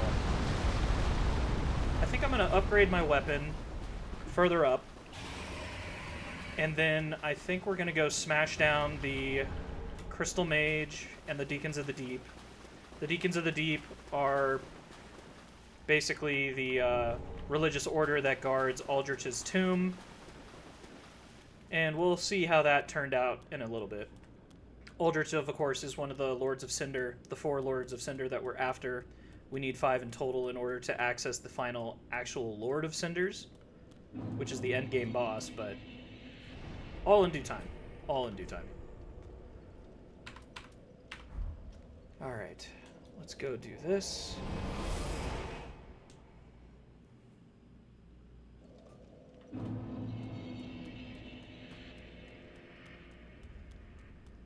So we should have enough to appreciably get a good amount. Just good. What needs?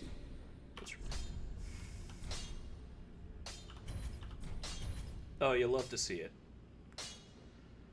Okay. Okay, so we only need 3 more. Prithee, be careful. Let me think.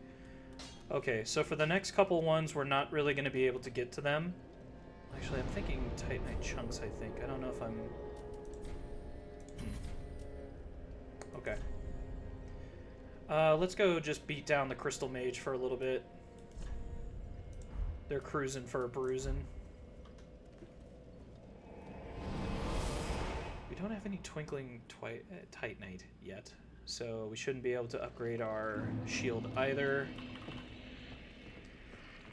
This is pretty decent for where we're at. Basically, we have the High Lord Wolnir. He's the guy that's going to be right after the Boiling Lake area that we were just in. He's the one that prevents us from getting into Irithyll, which is where Pontiff and a lot of other...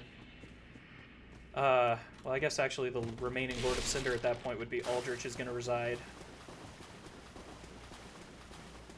But yeah.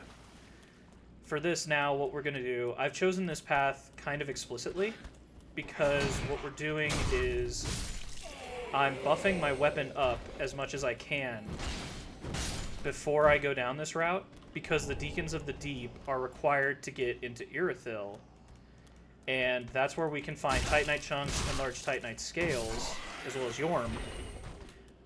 But to get through the Deacons of the Deep, they're basically a giant mob boss that keeps respawning smaller and smaller enemies. And we need to hit hard in order to clear them out with the weapon that we have currently. Oh my god, I hate this one. People and their magic and homing missiles.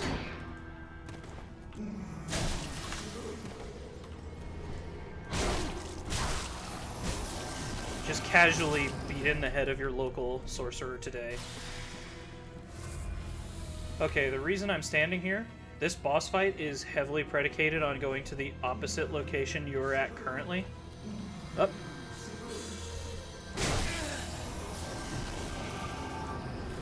Oh my god. I don't know if I did that in enough time. Yeah, it's probably going to appear there. Nope, I chose a clone.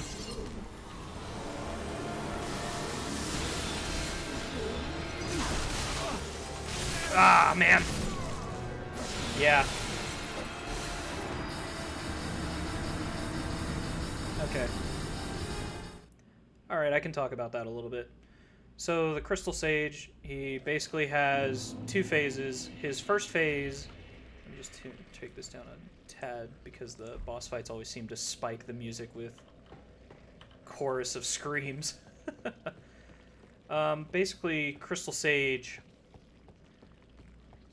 First stage is just going to be just popping up on the opposite side of the map where he's spawning. Well, so that's not correct. He's spawning in the opposite location respective to you.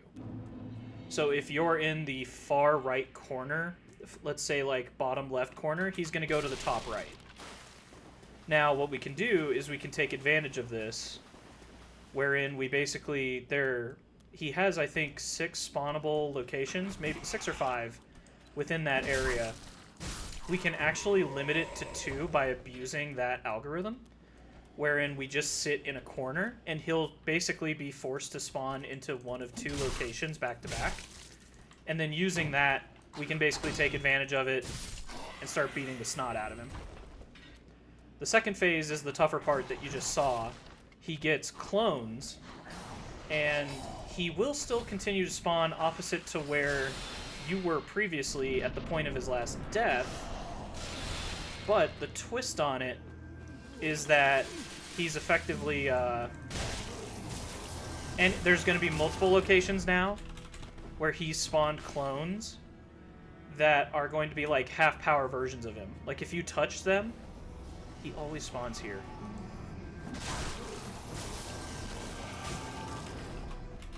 See, this is going to be kind of a problem, because he's already going north-south on the map, and I want him to go along this diagonal line, and I don't think he's going to obey it. That's not too bad. I can work with this. And then it only takes a little bit of time for it to sample before he's made his... Yep. So see how we're beating him to the punch and just crippling him? So the sampling time is not very long, after which you beat him. Okay, he chose to go here. Oh my goodness. Oh my god, I was right. He's going to spawn in a couple seconds. Okay, he's going to be the far corner here. Bang! Oh, come on, come on, come on!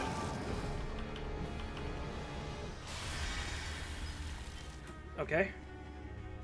He's already going to be spawning soon. Okay. Uh-oh. Dang it. He went off course. That's fine. Oh my god! So obnoxious. But you kind of got an idea of what I'm trying to do there. Effectively, he's going to keep spawning at the opposite point of location that you kill him. And what's annoying is trying to centralize him along a diagonal line. Whereas the problem is if he goes... There's also a little bit of variance in it. So he won't always go exactly opposite where you have killed him, but he might be in... He'll generally be in the next adjacent locations. The distribution function is it's pretty likely he's going to be in the opposite location, but there are off chances he'll be in an adjacent spawning position. Now, that's why we're using timing to kind of abuse this, because it's like, okay, worst case scenario, I can block off a quadrant of the boss fight. Probably about 2 seconds after he's dead. I think that's the sampling time it takes for the algorithm to determine his position, or it might just automatically determine it. I can't exactly tell if it's the point. I think it's the player's location that it's aggravated on, not the actual death of him. Oh my goodness. Ugh. I hate magic. Let it be known, I hate magic. Far and wide.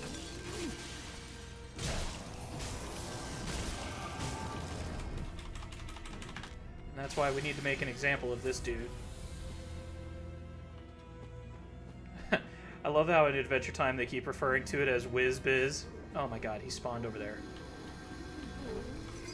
But that actually works for me a little bit. Okay.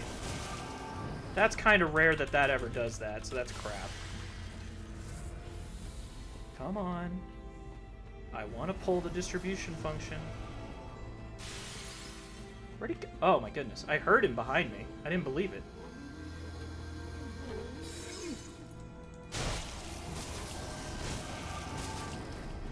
Oh my goodness. Okay. Please, please spawn where I think you're going to. Okay, got him.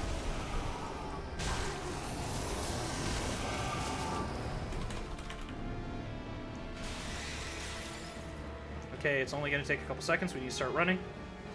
Probably over there. Yep.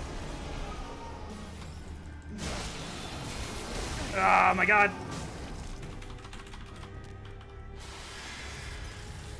Okay. Let's see where he goes. Oh my god. Same predicament as last time.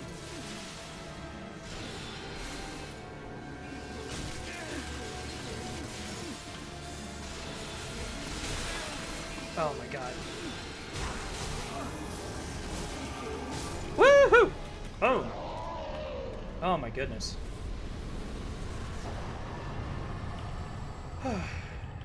Easy peasy. Not too bad, not too bad. That's not the ideal case that I would have wanted, but that's pretty decent for how it went. Alright. This will be this might either take a little bit of time or it might take a lot of time, depending on how this goes. Because this is probably my least favorite part of the game. So there's a winding road that you have to take in order to actually get into the Cathedral of the Deep. And there's a ton of bottlenecks. There's a ton of annoying enemy ambushes. There are enemies that will basically kamikaze into you and self-explode and detonate, and that's never fun.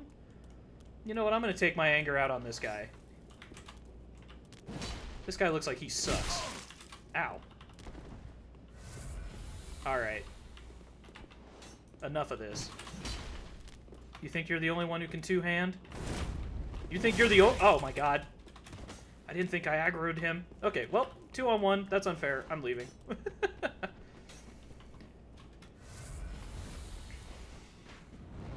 I do not care how cowardly that looks. I am not dealing with that. Not in a Soul Level 1 playthrough, at least.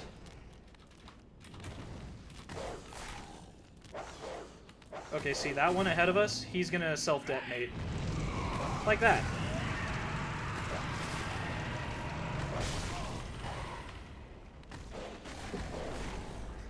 And remember, kids, door opening animations give you immediate iframes.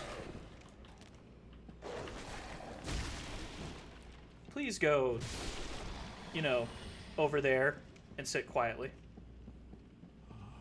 Please bear witness to hours of fire for Ariandel. Fire for Ariandel. And the ash to kindle flame.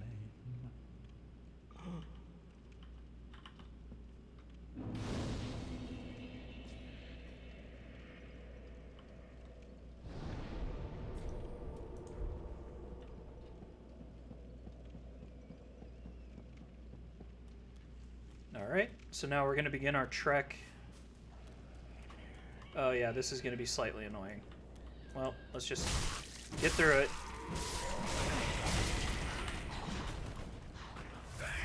Yep.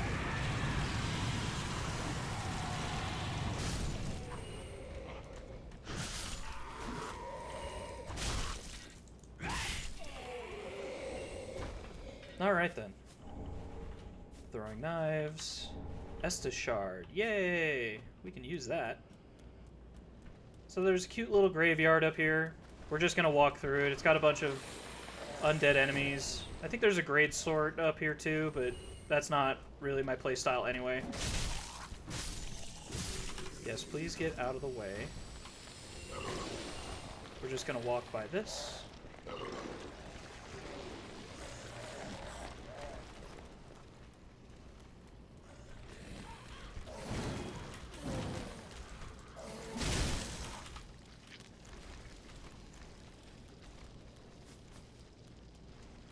Alright. Yeah, that's the only guy up there that's kind of a pain, because he's very fast and he'll track you down like all over the map.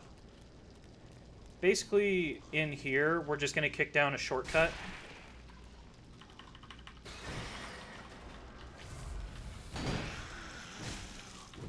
Ha! That actually resolved itself quite easily.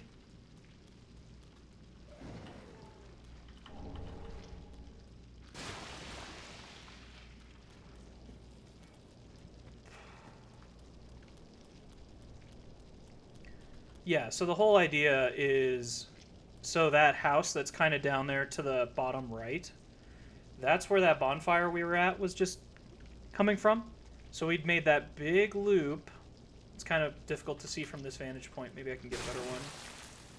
So we made a big loop. Oh my god, this is so annoying. We made a big loop. That's actually a shortcut. When you kick down that ladder, you can go through a little river basin down there, get up here faster. So that's shortcut 1. Oh, thank God that stupid crap is over with. I hate when the blood bursts. Okay. Now, here's the real fun part. Hopefully I can do this in, like, one solid move, because otherwise this is going to be a little painful. When I said there's bottlenecks and gauntlets and various enemies that are annoying, yeah, this is the section I'm talking about. Because you're going to have enemies surprise you here. I'm going to take a sippy. Take another one. And then we are just going to run for our lives. And remember, kids, opening doors gives you iframes.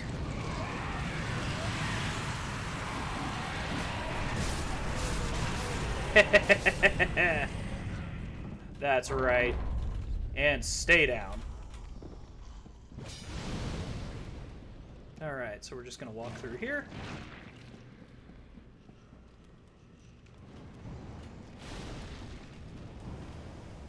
Ta-da-da-da, ta-da-da-da-da-da-da-da, ba-da-da-ba. And who says Dark Souls 3 is hard? No, we haven't gotten to the part yet where I'm going to get tilted. Those parts will come up soon, and those parts will be... See, I view it as one of two things. You're either going to be impressed slightly by the gameplay of me getting by bosses fairly easy with a soul level 1 build, or you're going to see me get filtered, and you're going to see me start getting pissed and start just getting mad. And I think both are equally going to be entertaining. Maybe me being angry would be a little bit more entertaining, but, you know, we'll see.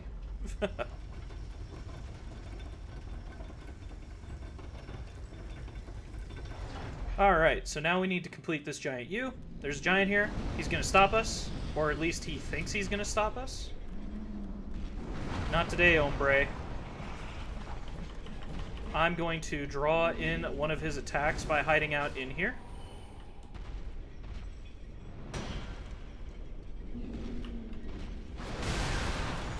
Damn. Uh-oh. Ha-ha! Effortlessly dodged. Leave me alone! Okay. Wow, we are doing great. Okay, so now we're just gonna roll through this. We can pay our respects to the church later. Now we're trying to go for the second shortcut. And then after that, you guessed it, there's going to be a third shortcut. Oh, good lord. Oh, it's because I'm alive. Crap. It's fine. Oh my god. Why would you block the door? That's why you die. Because you block doors. People who block doors die. Everybody knows the rules.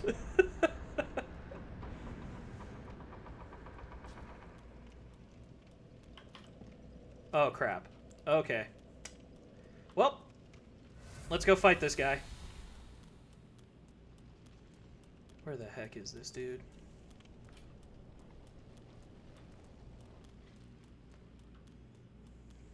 I think he's just up here. Up, there he is. Hey, boy. I see you. Come and get it. Okay. I think he's just... Okay. I don't know what to make of that. Maybe if I just walk over here, I'll aggro him. Or maybe I'll aggro you. Oh, great. Both. Oh, my god. Oh, my... What in the... I did not know he hit that hard. It's been a very long time since I've fought him. Oh my god, shut up, old man. So that old man right over there, he's the guy that basically invites you into the world of Andreal. It's a DLC area. It's got some interesting weapons depending on what you're interested in, and it's home to my favorite boss fight of all time. I will leave that up to you to figure out. I'm not going to spoil that one. But that is a tough boss fight. Alright, so now we're just going to walk by this giant guy. Actually, might be able to kill him.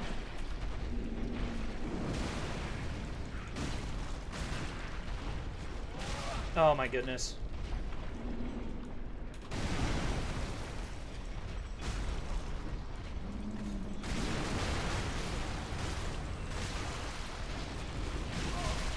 Oh boy.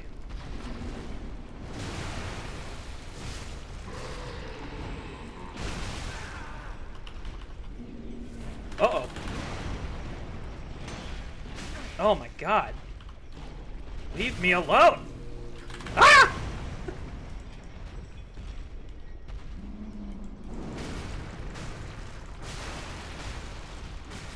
Oh my god, please, please die. You know, I don't ask for many things in this world. Oh. Oh, no. Oh, we got him, though. Sick. Alright. Alright, I'll take it. Yeah, so whenever you kill one of those giants here... Oh my god, please. I don't want to hear the old man. Whenever you kill one of those giants, you get a large Titanite, so... And it's a permanent death, so he'll no longer be within this playthrough.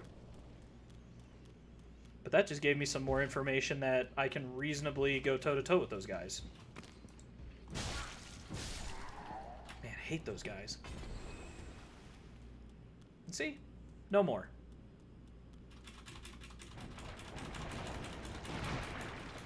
You just gotta peruse the ooze a little bit. Oh man, I hope they didn't, like, get rid of the... I earned that large Titanite. I want it. Okay, no. I think it might be this. No. Aw, man. Well, whatever.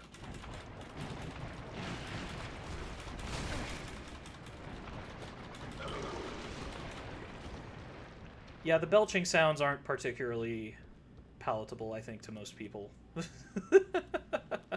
I know I personally don't like them.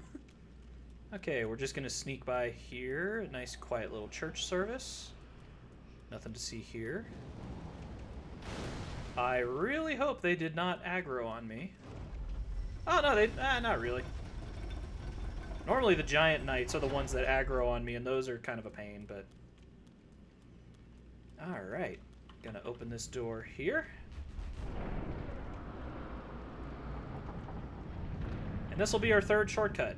And this is what allows us to keep going back and fighting the Deacons of the Deep. Well, it's one way. I don't know if I've ever actually used that way. Have I? I must have, but... Regardless. Now, you can summon Henri for this fight. I think we'll be fine without her. I think. So, let's go see what mayhem we can cause. And you're going to understand very quickly why I wanted to hit hard for this fight. Yeah, all of these guys. Okay, good. I can smack them down in 2 hits. I can melt them pretty quick.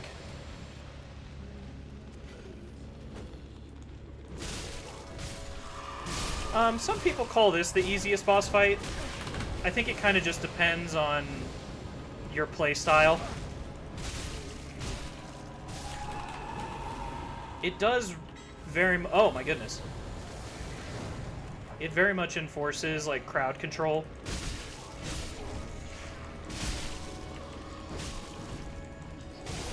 Oh my goodness, camera. Oh, there we go. Or maybe not? What? Oh. That's odd. Anyway.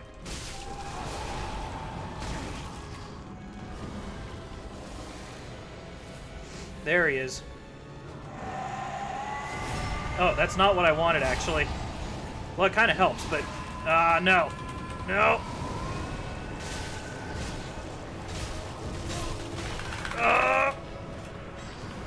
Hold! Oh my goodness. Yeah, you basically need to get in there and interrupt him anytime he's casting... Oh my god. Oh my god! Ah, dang it.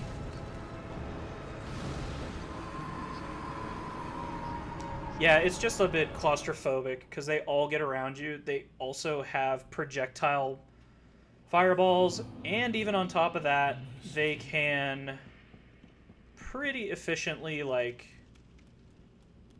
How to say? Oh, actually, I never did go use that Estus shard that I got. Let's go do that real quick. But yeah, they also have force field moves. So they basically will surround you And on top of that, they can throw projectiles at you, and they can forcibly move your character by generating a force field that shoves them out of the way. And it's just like, well, that's great. I love that. Give me more of that. No, I definitely got my fill of mob bosses after Dark Souls 2. And I'm not opening up that can of worms right now. I'm fine, like, with Dark Souls 2. I've tried to 100% it. I think I got up to, like, 84, 85% on it. It's not my cup of tea. I understand why people love it, though, because the PvP was so good. But outside that, I'm good. Actually, yeah, this is where I want to go. I really want to kill him so I don't have to hear that anymore. Oh, actually, we can, Anyone there? It's our friendly neighborhood, Sigurd. Just how long has it been? It's me, Siegfried of Katarina. Siegfried. I'm loath to admit it, but I've been had. Someone's swiped my arm. Did you happen to see it anywhere? And we haven't yet. Oh, yes. I think there actually is... Not to worry. Great planning begets great fortune. An old tale of the Knights of Katarina. And I am a master planner, I do say. Oh, man, I'm gonna hold that joke back. I'm just gonna laugh to myself a little bit. But enough of that. Okay, so we're gonna use the previous shortcut that we kicked down earlier. And then actually we might be able to interact with Patches. So for those who don't know, Patches has been like a universal character throughout Demon Souls and Dark Souls. He is very famously known for betraying you and then eventually like turning around and being like, "Oh, you survived. Sorry, I'll be a merchant for your wares." Like, yeah. I think he famously in Dark Souls 1 like kicks you down a hole. I remember him from Demon Souls. I can't remember exactly what his interaction was. And then Dark Souls 2, I didn't pay enough attention. Dark Souls 3, because he should be... There he is! Ha ha ha ha ha. Hey, what's up, buddy? Well, you look reasonably sane. I am a knight of Katarina. And as we know, that's not him. I've managed to track down this cathedral's store of treasure. It's right over there, across that narrow part. Treasure. Always so close, yet so far. I'm in quite a pickle, indeed. You know, he treated a very nice man very poorly. Yeah, I think it's on site. Let me go see what this is over here real quick, and then I'm going to start beating the snot out of this guy.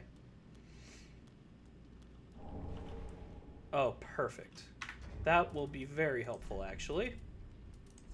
Let me just do this and this. And then I don't have anything that allows me to... But anyway. Oh, but I know what I can do now. War cry it up, baby. Hey, what's up, buddy? You're no friend of mine, brother. Uh-oh.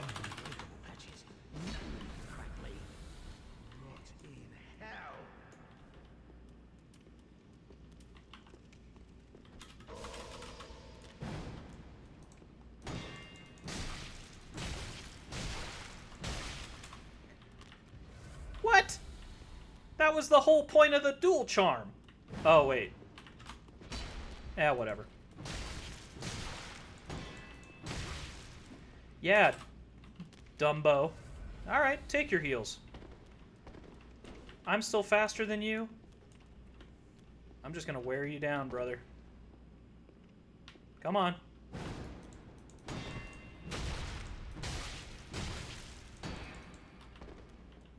Yeah, that... he could parry me. I haven't seen him go for a parry maneuver, though. So I don't think he's going to. Oh my god, how many Estus charges does this guy have?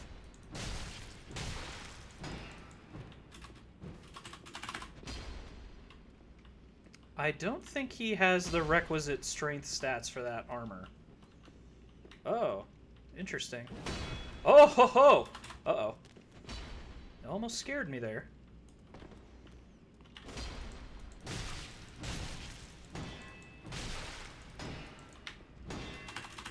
Man. Aha, there we go.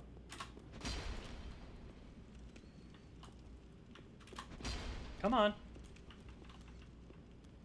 What you got?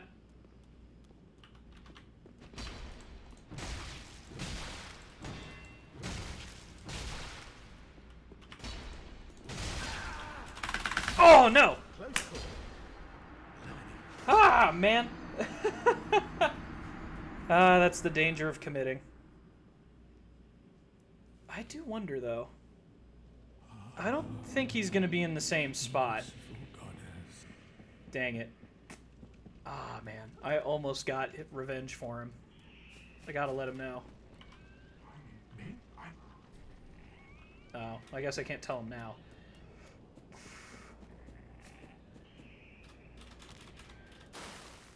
He might still be there, though. He might just be hostile to me. Not sure. I haven't really fought Patches in forever, so I don't know. Because the whole ploy of that is that he tricks you into walking out onto that bridge. And then what happens is the bridge descends. And I guess he just thinks he's trapped you down there. And then all it turns out is you need to, like, throw a switch to reactivate it. It's kind of lame. I don't know. My guess is that the thought process was you spent a lot of time to get through the giant and get up there. And then he just lowered you back down and reset your progress. That would be irritating if you didn't already open up the third... Oh, there we go. Round 2. Uh-oh. Well, now I know those don't work. Well, actually, maybe they do. Oh, my goodness. That was crap. Well, the problem is I was attacking him when he had dual hand stance. And what happens usually in a heavy, like a great sword or a heavy sword moveset, is once you have a dual hand, they'll do like a vertical rotating it's not rotating, it's just he'll do an overhand vertical slash after another one. And the problem is that typically fighters who employ that tactic, their whole thing is against my dex build is, hey, I'll take whatever hit you're going to give me, and then I'm just going to grit my teeth and go through it and counterpunch you even though I took the bait. Now let's see if I can restore honor for the Knights of Katarina. You know, I know you meet his daughter in the first one. I don't know if they ever touch on what happened to her in the third one. I'd have to check the lore for that. Yeah, he has a daughter in the second one.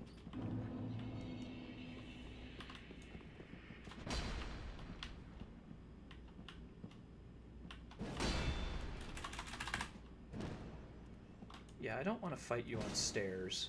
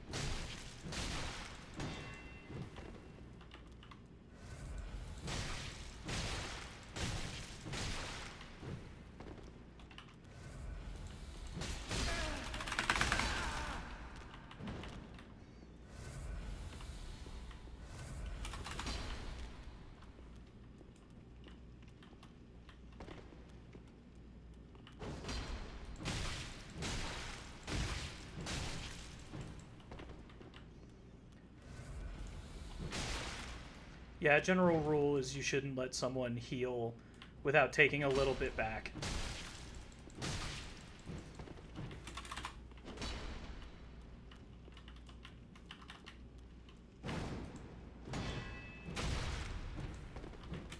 Damn, he was just on the outside of my reach. Come on.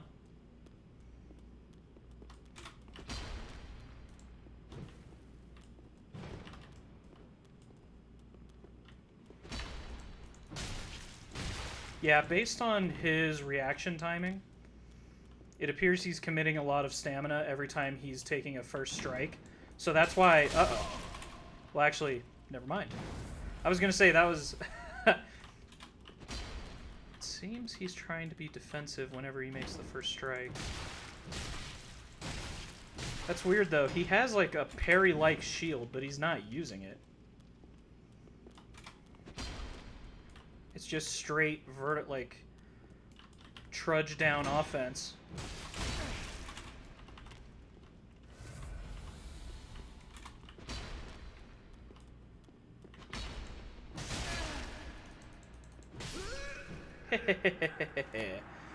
Honor restored. Why me? Why me? Oh, shut up. Patches, ashes. Oh, I didn't even know he had a ring. Oh, sick. Maybe I can go give his armor back. Let's go do this. Alright, we avenged Siegmeyer. I'm going to count that as a pretty nice victory. Merciful God.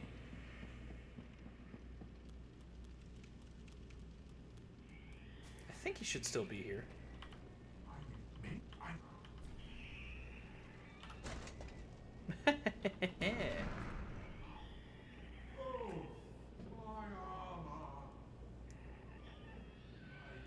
Deepest gratitude. I, Siegfried of Katarina, salute you. With So- my trusty suit of armor, I'll be out of here in a jiffy. All in a day's work, my man. We meet again, comrade. Nice. Oh, I love that laugh.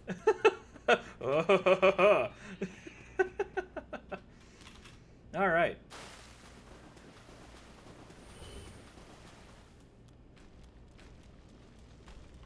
Let's boogie woogie out of here.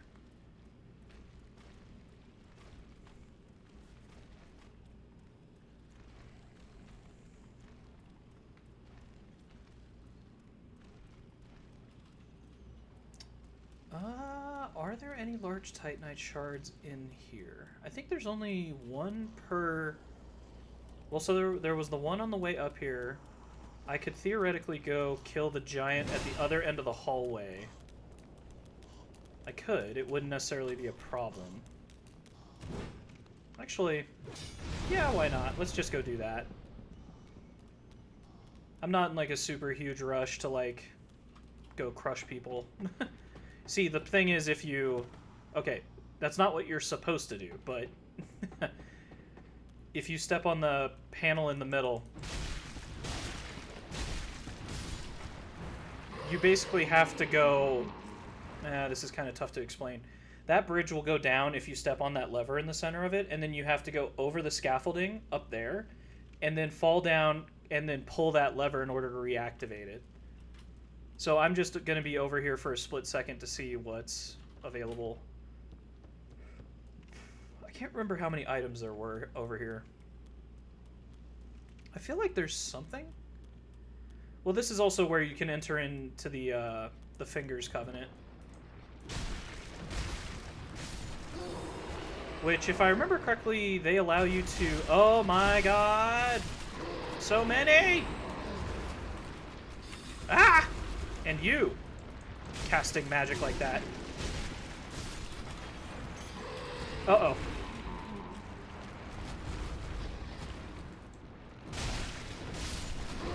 Man, gross.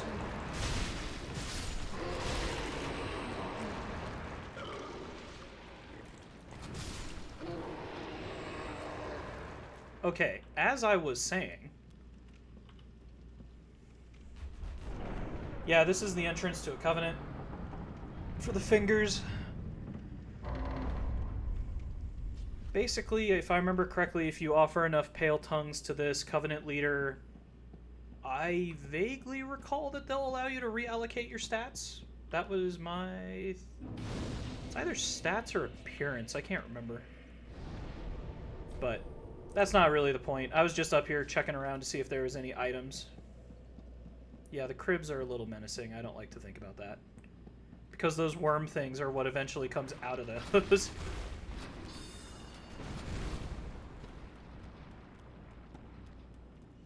Alright. I'm in a quandary. I don't really care about getting back over there. Screw it. Oh. What? It doesn't do it anymore? What? Oh. I stand corrected. I thought that... Wow, I am bamboozled right now. I guess it's only a trap if... Or maybe Patches has to be alive to set the trigger. Almost fell down.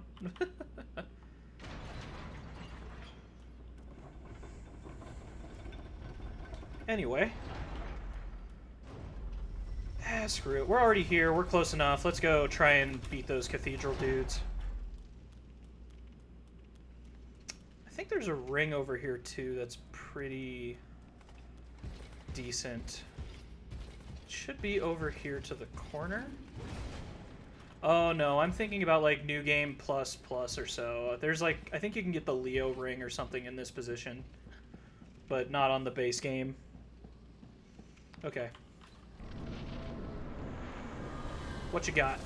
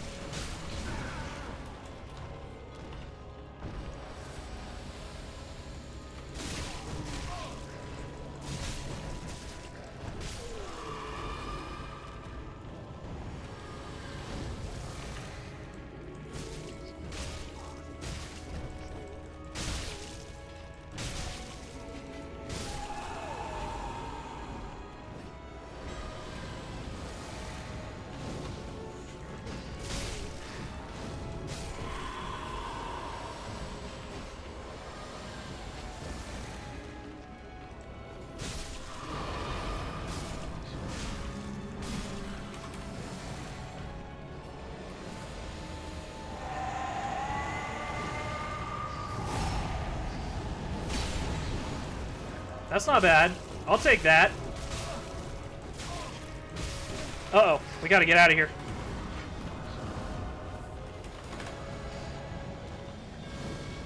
Okay, we're gonna get the mob over here. Circle around, come on. Ah, man. Clear a lane. Guess not. Oh my god. Oh my god. Ah! Oh my god, that's bad. No! We gotta interrupt this spell. Oh my god. Okay, we interrupted his spell. And he's also open. Oh my god! Hit! Hit him like your life depends on it! Which it does, technically.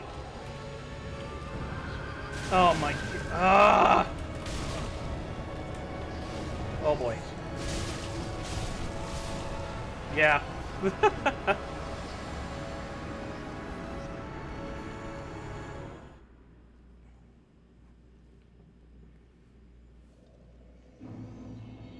Alright then. Oh, actually, this is not a terrible spawn location for that boss. I never thought of it that way.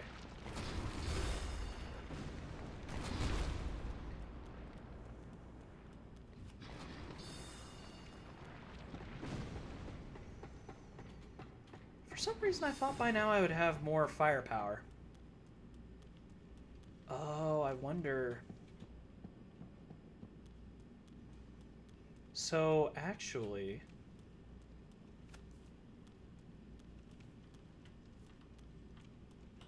Whoops. Gotta do this real quick.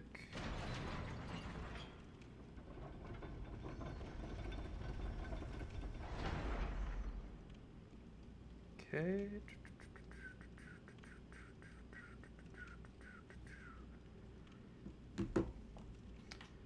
Okay. Let's go down.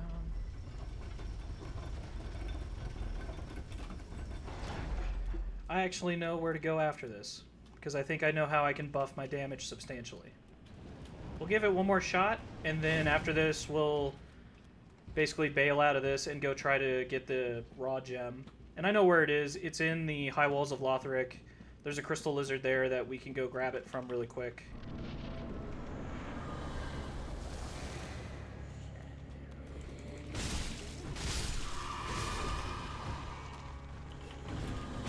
Alright.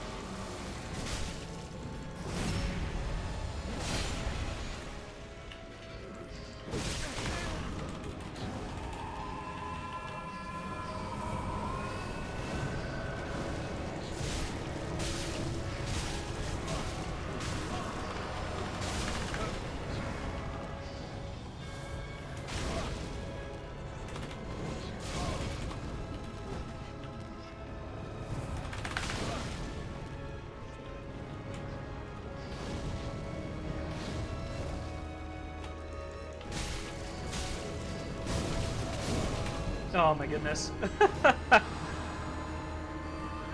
Alright, I have an idea. Basically, we're going to infuse our weapon, and we're going to make it completely physical damage. In order to do this, we're going to go get a raw gem. That's going to be in the High Walls of Lothric. It's going to be here. Alright, let's go grab it.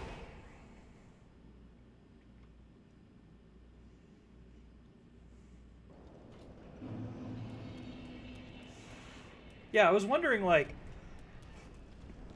man, what the heck is going on? I should have way higher damage output than this. And I remember now, like, oh, wait a minute. Haha. I need to go get the raw gem. And by the way, this guy will transform. Kill him before that happens. There you are. No! Oh my god. I'm choking. Oh my god, please, no. Please. Oh my god! That was so lucky. That was so incredibly lucky. Normally they like... Yeah, we're gonna go back to the Shrine Bonfire. I think I can do it. I don't think it needs to be maxed out on large Titanite shard reinforcement. I don't think. Actually, we've gotten a few maybe. Come on. Let's see what we got. Yeah, we don't have nearly enough. But what I can do...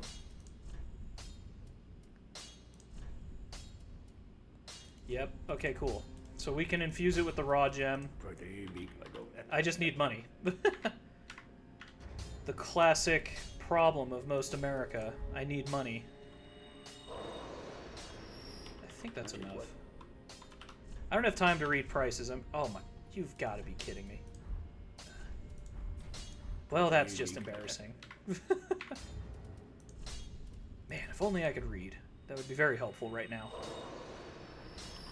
Okay, anyway, yes, please infuse weapon and make it killing machine. See, look at this. I mean, we're getting like... Oh, yeah. Oh, yeah. It's go time now. Be careful. Now I should be able to wipe those guys out at a much faster rate. I mean, we went from what, like roughly on the order of 180, 190 to 250 with that kind of damage multiplier.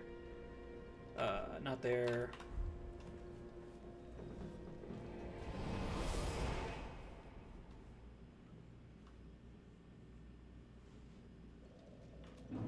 Okay, cool.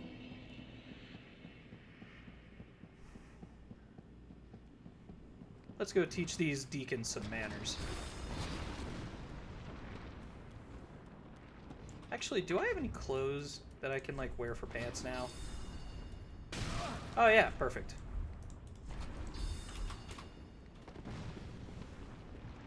There we go. This is my finalized outfit for the rest of the game, by the way.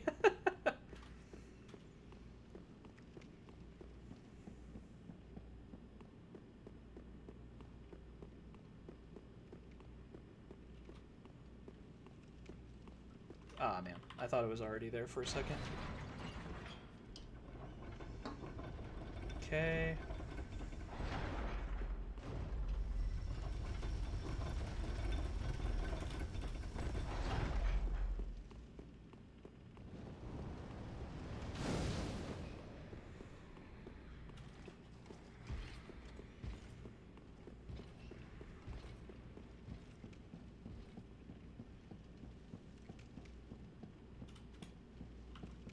Okay.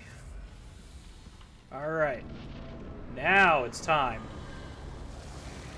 Hey, what's up, guys? Oh, ho, ho, ho, ho. That is way better. Let's go.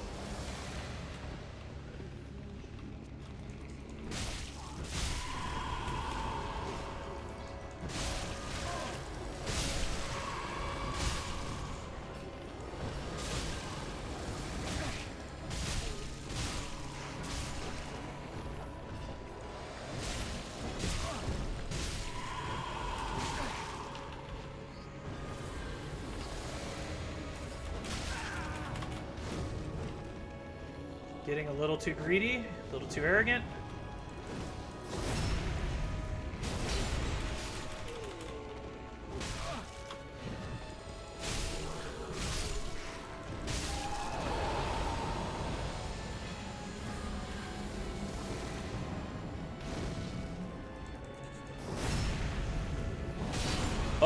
Oh, yeah. Let's go. Up, up, up. Dang it.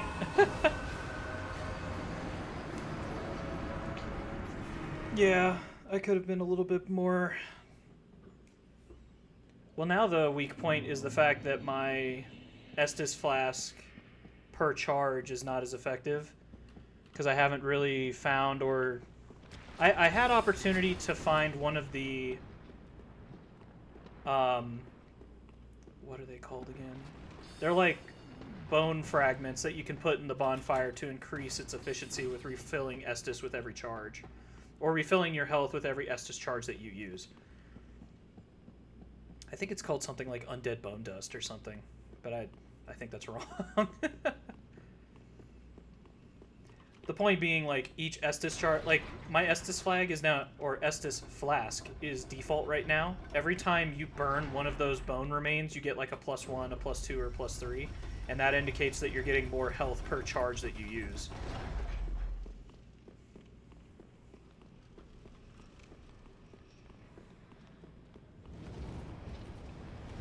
I am so incredibly tempted to just summon Henri for this fight. But I'm also like, no, I want to try.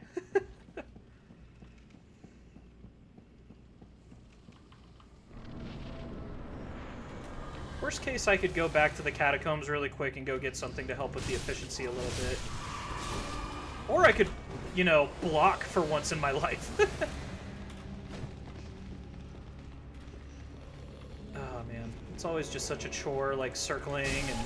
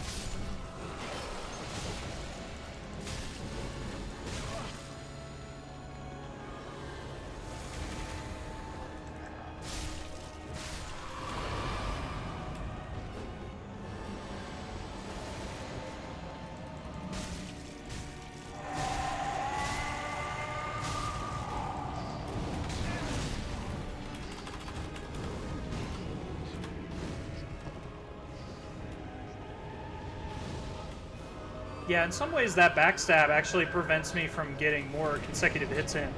Uh-oh, we gotta interrupt that.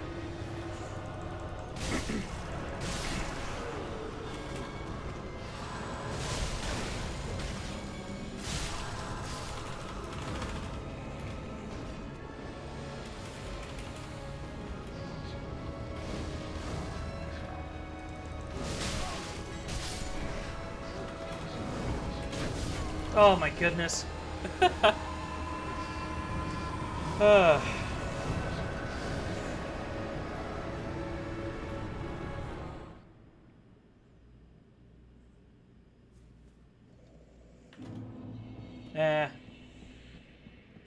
You know what? We got some time. Might as well do it.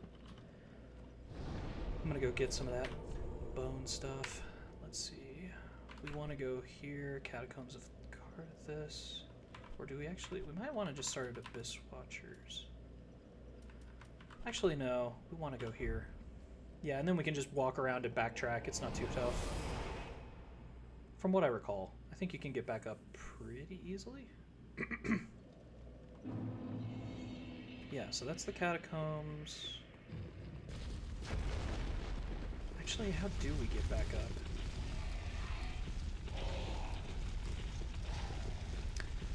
Oh, that's right.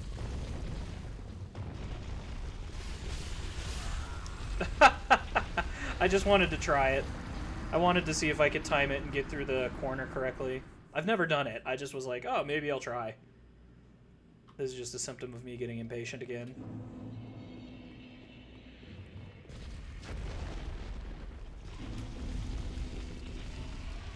Yep, let it go by. At least it's fast, so it'll go by and then it'll go back, and it's not really too much of an issue. Yeah, cool. And then I think the path to get back up there is actually on the other side here. Yeah, there it is. Got some upward stairs.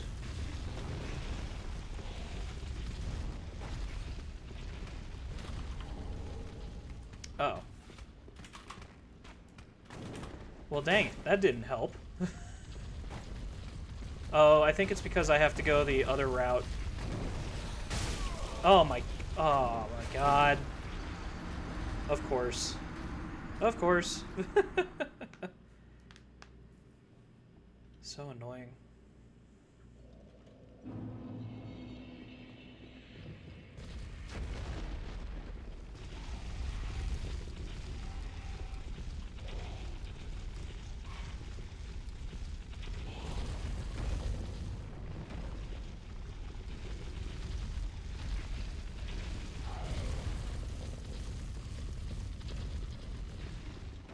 Alright. Yes, I think I have to go to the far... Oh, actually. That's funny. I could be totally wrong about this. Although, hey, I'll take the large Titanite chart. That doesn't... That doesn't really help me much.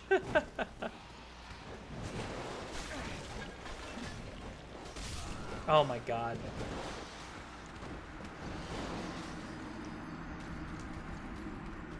What are some other things I could do? Yeah, I probably should just start from the Abyss Watchers at this point.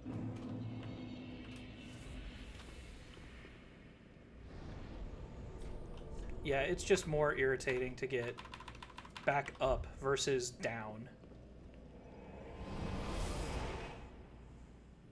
And then we go in there, we'll kill the Magician, we'll get the additional bone dust that I need to help fortify the bonfire. Should be good.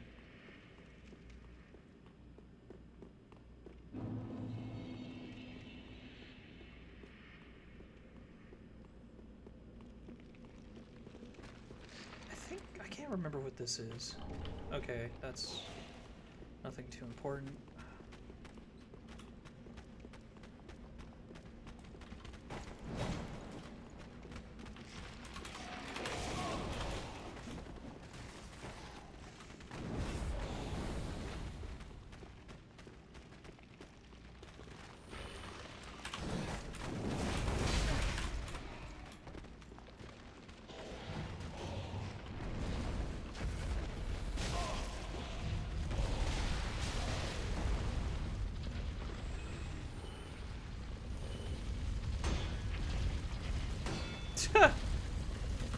Yeah, I like the arrow through my neck.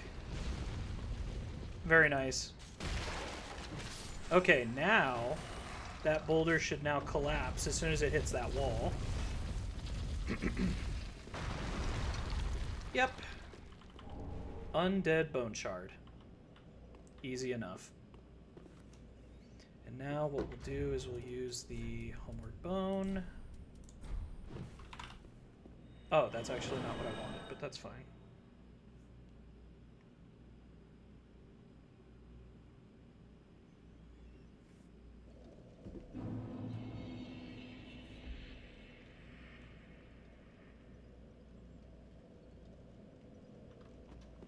Okay. We'll go here.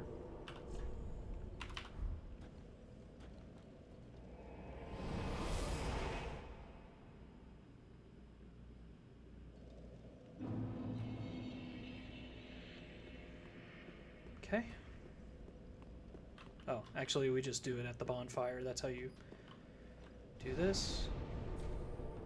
Yep, burn undead bone shard. Pretty certain that's the only one I got. I will, yep. And actually, I just remembered now that there is another one to go get. And we've already basically cleared the area for it, so we should be fine. Well, it's not really cleared, it's just going to be safe.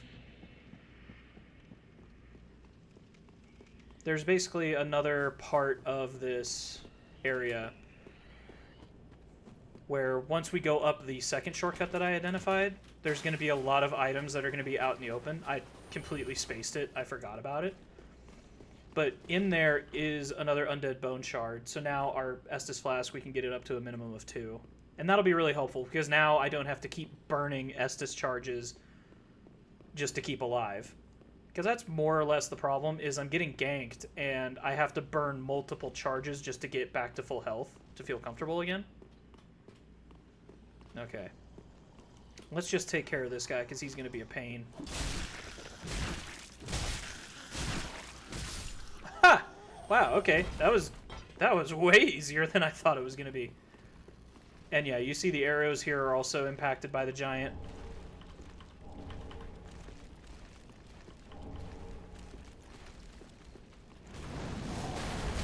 Uh-oh. Now, I could have sworn... There it goes. I think it's this guy. Yep. I knew I had arrow support somewhere.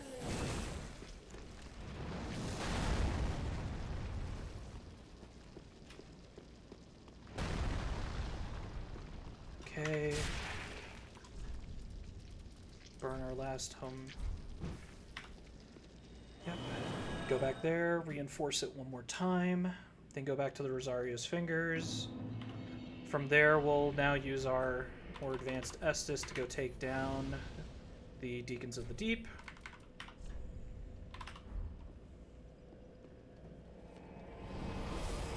Yeah, I'm not trying to go for like a super hyper optimized run. I'm just trying to go for something that makes kind of more logically makes sense.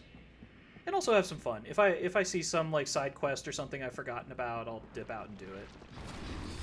But now we're at a point where it's like, okay, to get to the next fun part of things, I need to actually go beat those Deacons because they hold basically the last piece of the puzzle in order to get into Irithyll. And Irithyll is where we're going to meet Pontiff, and that's going to open up a lot of different things for us.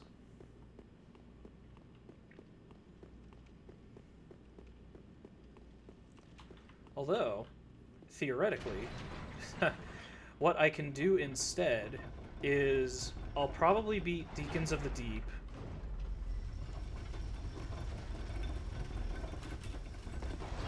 And then from there, I'll go do the Boreal Dancer. I'm actually going to shortcut the game a little bit because I want to go through Osirios, the Consumed King. Once I get through him, I'm going to learn a dragon gesture that will allow me to get to the basically foreign land where the Nameless King resides. And there's a ton of Titanite chunks there. TLDR, it's going to help me max out my weapon.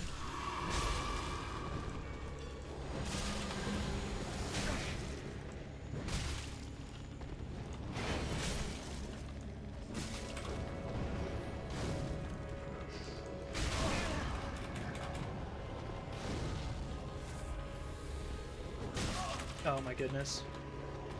Yeah, this is definitely a boss that does not play well to my playstyle. Because I have such a short reach with my weapon. Like, it just does not have much inherent crowd control.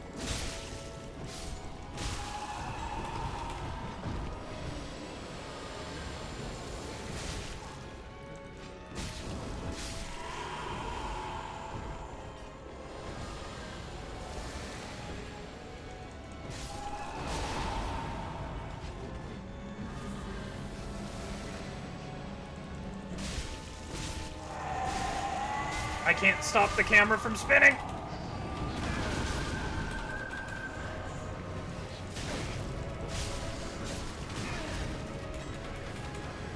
Wow, this is actually going pretty well.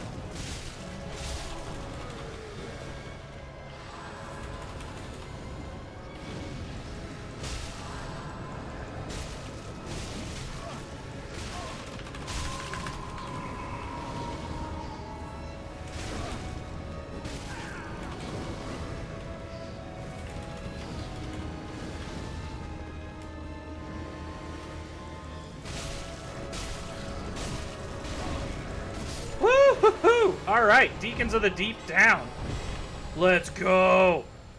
Alright, so we have the small doll. That'll allow us to get into Irithyll. We also, if we look up, this is actually the tomb of Aldrich. And in the opening cutscene, they were showing the tomb opening as the first flame begins to flicker and die out. He crawled out of that in the opening cutscene. And this is why Henri, when we talked to her in the dialogue option, was like, oh, we're going to go to the Deacons of the Deep. We're searching for Aldrich.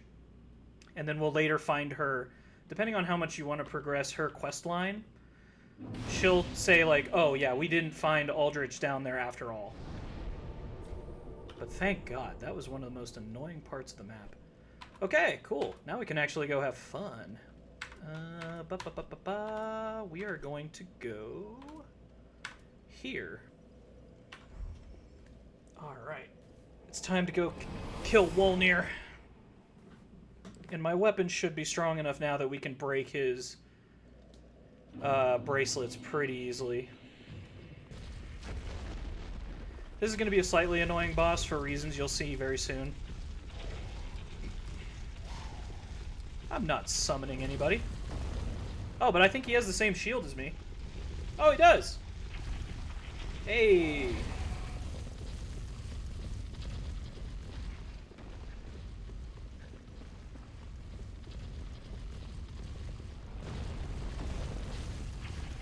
Alright, so 3 hours in, and we've taken down a handy number of bosses. Oh my god, no! I don't want to fight Night Slayer Sorg. But it's okay, he'll go away as soon as I... Hee. Dumb skeletons. Alright. Let's go fight Wolnir. This is going to be a pretty freaky boss fight for people who have never seen this before, so I'm kind of excited for people to see it.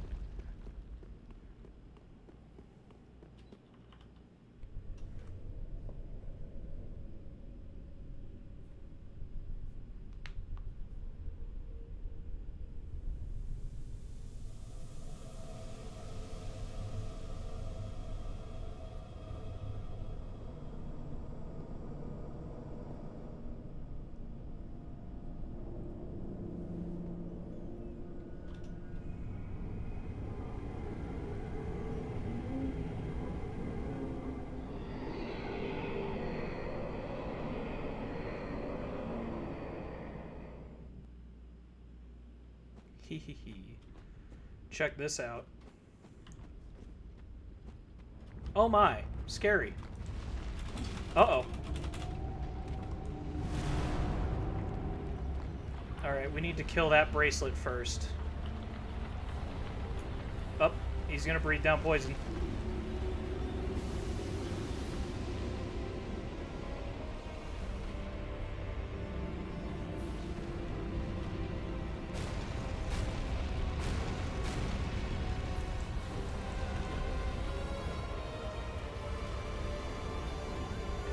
Yeah, basically this whole boss fight is us trying to break the cufflinks. Oh, I've never done a direct hit to his face before.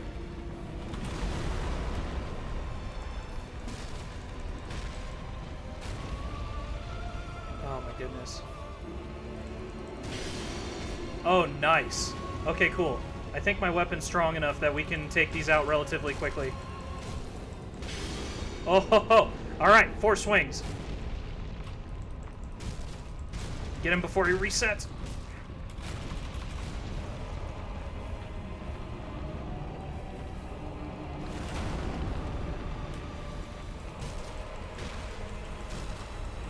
Nice. All right, he's down.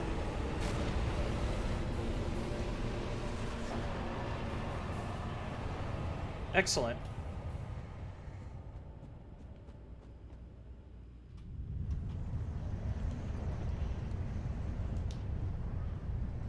All right, we are doing pretty dang well, if I must say so myself. A little over 3 hours, like 3 hours, 3 minutes, and yeah, we're already at Irithyll. And we've taken down, let me think about this.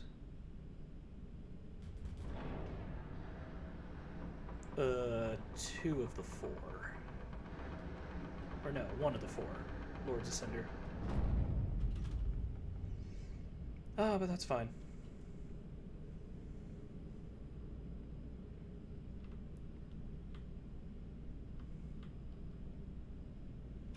So now it's time to start doing some pro strats. And this will be fun watching like how much I get filtered doing this. So normally what you would typically do in this game is you would go from this boss, Irithyll of the Boreal Valley. Very beautiful. So normally what you would do is you would go into Irithyll, you would fight Pontiff, you would fight Aldrich, one of the Lords of Cinder, and you would get transported back to where that woman handed you the banner that I said if you killed her, it's going to immediately proc the boss fight. What we're going to do instead is we are going to actually fast forward. We're going to go back, kill the woman who hands us the banner, get the Dancer of the Boreal Valley boss fight started, because I think my weapons are good enough now, and I've got a strong enough Estus Flask to contend it. We're going to beat her. We're going to go through Osarios the Consumed King, and then we're going to go take a field trip. Now, it's kind of... Let me think about this. It actually might be okay if we explore first, because even if my end goal is to get to Archdragon Peak, we're still going to have to go through Irithyll for a bit in order to get there. That's just a monster that spawns. Just ignore it. That thing. It's just a cute doggy. We're not gonna look at it. We're not gonna acknowledge it. We're just gonna run. And because we have the small doll from the Deacons of the Deep, that's why we can get through that force field. And he cannot.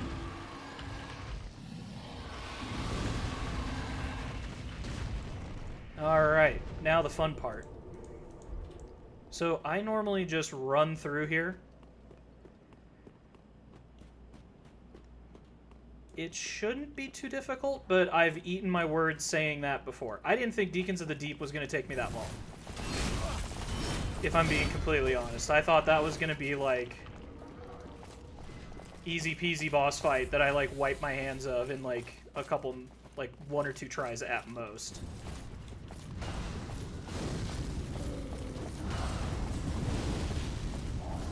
Okay, not bad, not bad. Yeah, we're just gonna avoid all this. They're gonna stay over there, kind of glued down. We're gonna roll. And then there's gonna be that guy, who's gonna follow us in here, but he'll back off eventually. Or he won't, and we'll have to kill him, but... Oh, cool. We can light it. He didn't pursue. Or he is now. Ooh, fast. All right.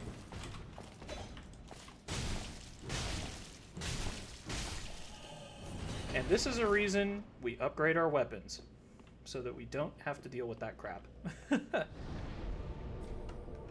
Alright, this should be relatively easy. Hopefully, to get to Distant Manor.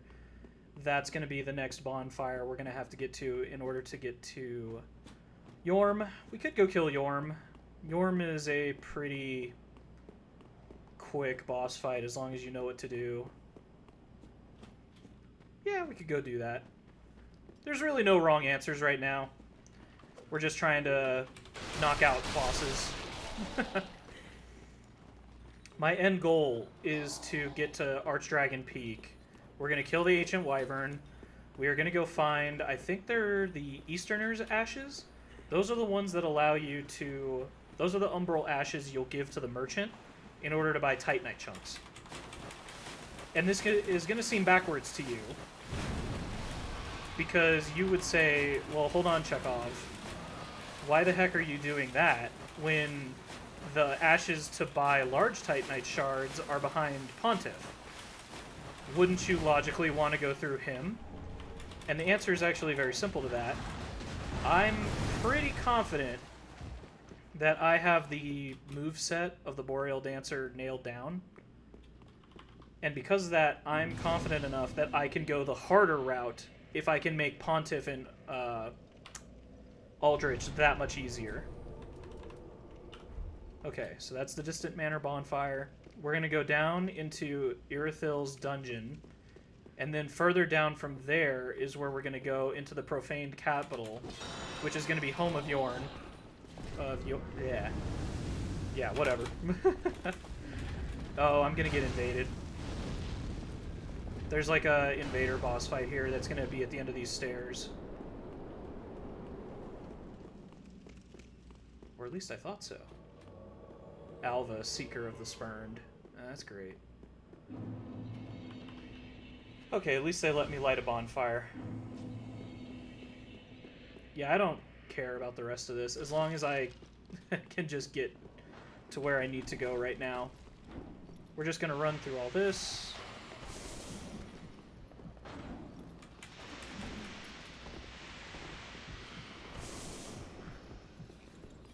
Oh yeah, I forgot that's a shortcut.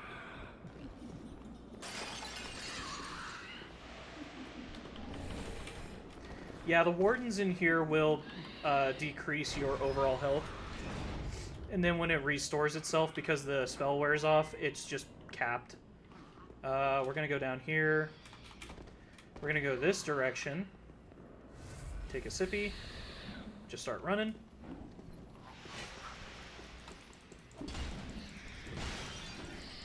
Oh my... Ah! Well, I screwed that up. I think this is a large Titanite shard. Homeward Bone. I'll take it. Now, there's a couple good things that could be had here. That's a Mimic Chest. You'll get an Estus shard if you attack that. But what we're going to do instead, we're going to go for the real gamer strats. We're just going to bypass all of this.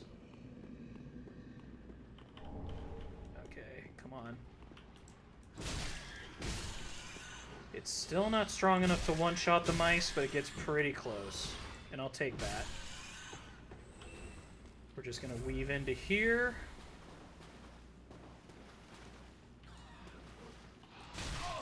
Oh my god.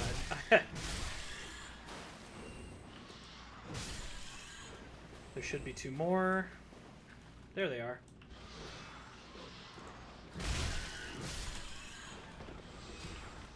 Oh, that's interesting. I wonder what he dropped. Oh. Well, the only reason I got mildly excited was in Dark Souls 1, that used to be a way that you could farm humanity really quickly, was just killing rats. Apparently not so. You know, these giant rats are kind of an issue, so I'm just going to take them out here at a bottleneck. Oh my god. Okay, maybe not. Oh my god. Oh. Oh, no! Damn it. Alright. That's fine.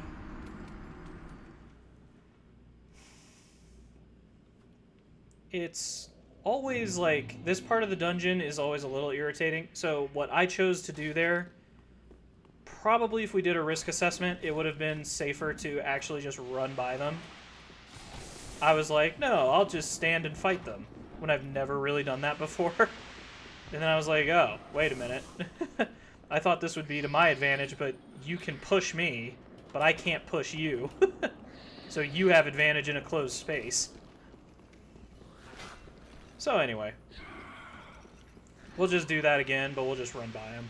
And actually, I could just run by the mice too. It's not... There's no wrong answers here.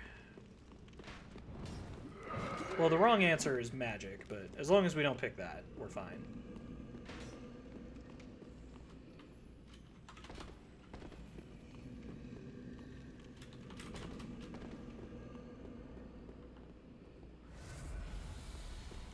I just don't like all these rats.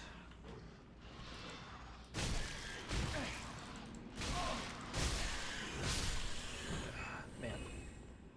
Alright. Cool. First couple are down.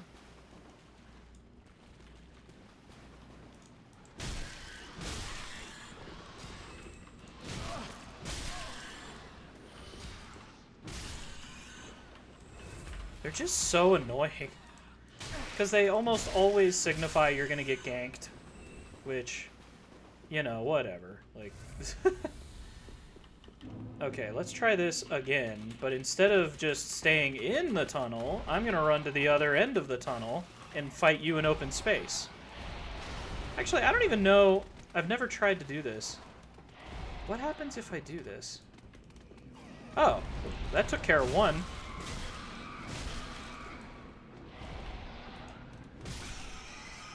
And that kit took care of two. Easy enough.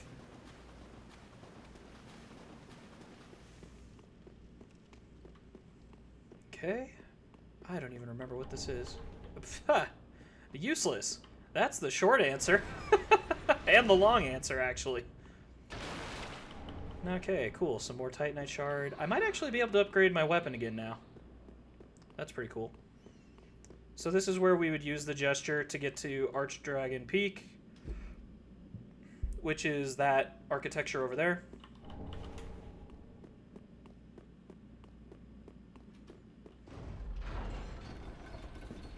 Okay, so now that we've unlocked this, it should be a pretty straightforward sprint to the Profaned Capital and killing Yhorm.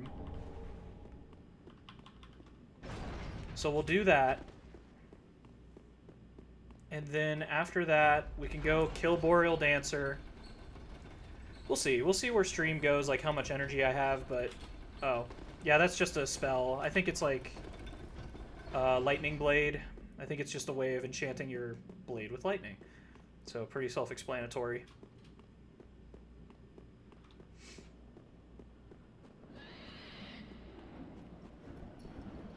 There's some goodies down here, but I just don't really... I don't care. I just usually skip over this. Usually dealing with all those sorcerers who can like shorten your health like that is just not conducive to my... Let me put it a different way. It irritates the ever-living crap out of me, so I don't want to do that. Okay, we got the souls.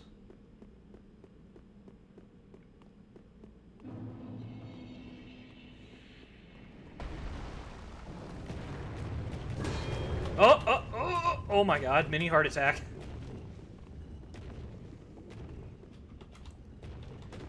But we're back! Gonna climb up here.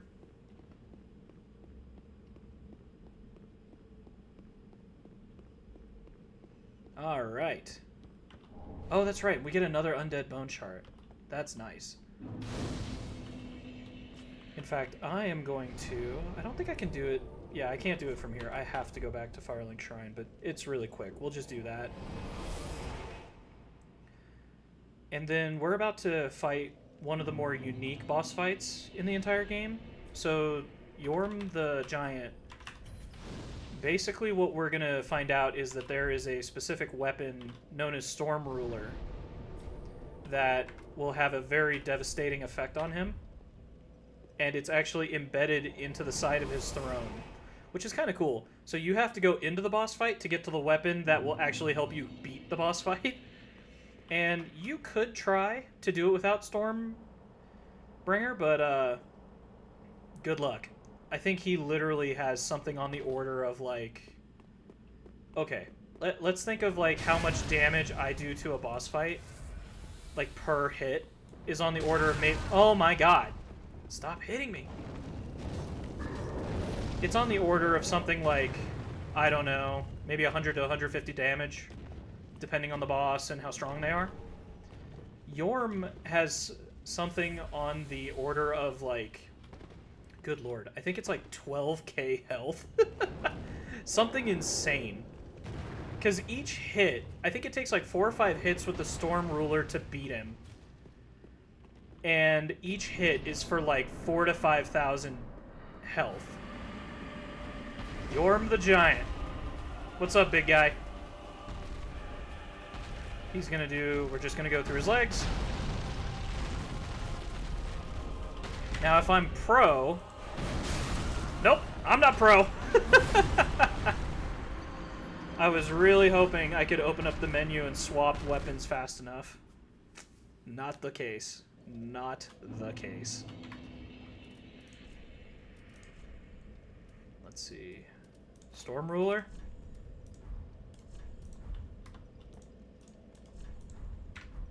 Okay, so you basically have to dual wield it to activate its special ability by going into a power stance.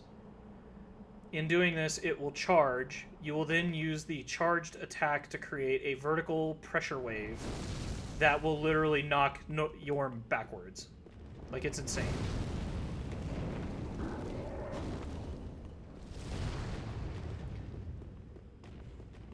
And as you can see, you can kind of just walk to Yhorm. He's not really... As much as there's enemies and fireballs, like, headed towards you, like, it's not that difficult to just walk around him. Or walk around them, rather. Cool. So now it's charged. Come on, Yhorm. What you got?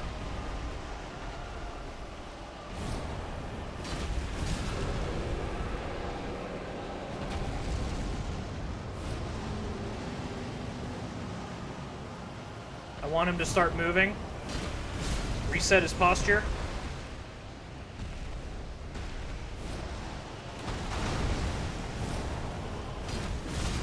Alright, we're gonna go back into the immediate charge. Alright, we're gonna run through him.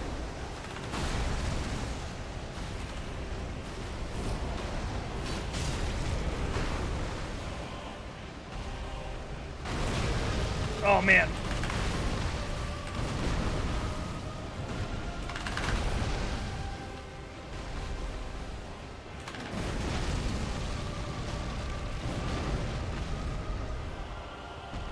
Come on! Let's go! And there he goes. Down goes Yhorm. Huzzah. We did it, guys. We did it. Alright. Okay. Now let's go take care of Boreal Dancer. Actually, I might go see if I can... Let's see. I might go see if I can actually upgrade my weapon real quick. Let's go do that first.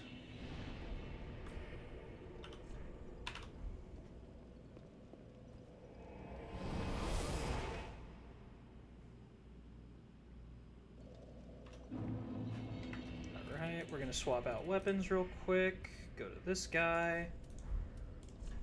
And then once you get it to +6, you're going to have to use Titanite chunks in order to upgrade it further. You can get a couple of them prior to Pontiff, but they're not that... Oh my god, we're one off. Alright, let's go give Boreal Dancer a couple tries and see how that goes. Man, that's so annoying. One off. Literally one large Titanite shard off. Actually, speaking of which, I know where to get one. Actually, just like immediately. Let's go do that. Yeah, Church of Yorkshire.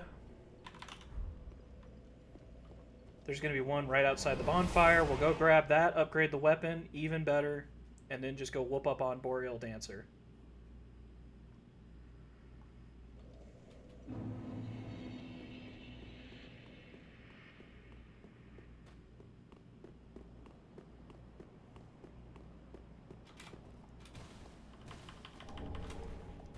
All right, cool. Large Titanite shard acquired.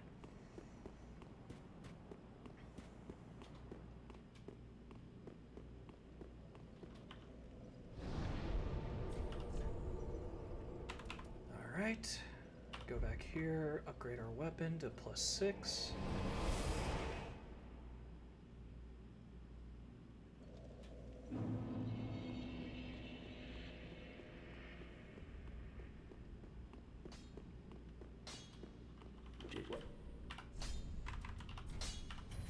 Easy peasy. And now we need Titanite chunks, which means I need to go kill that dancer.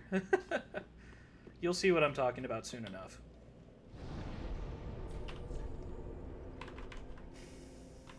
Okay. Man, I am hoping I do okay on this.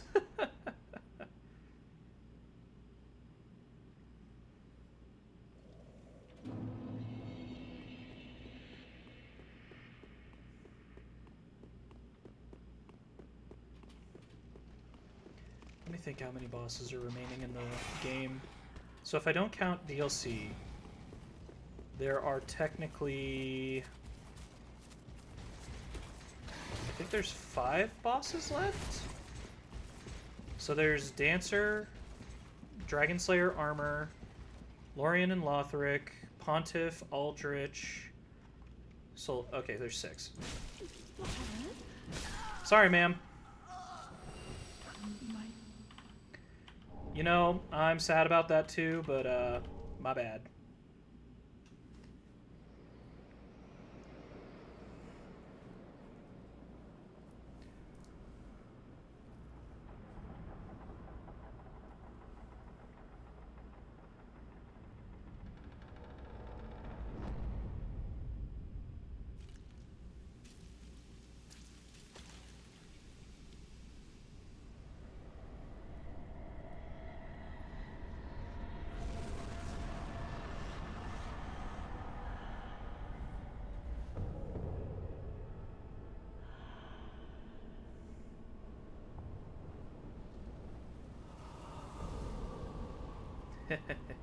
Alright, let's go.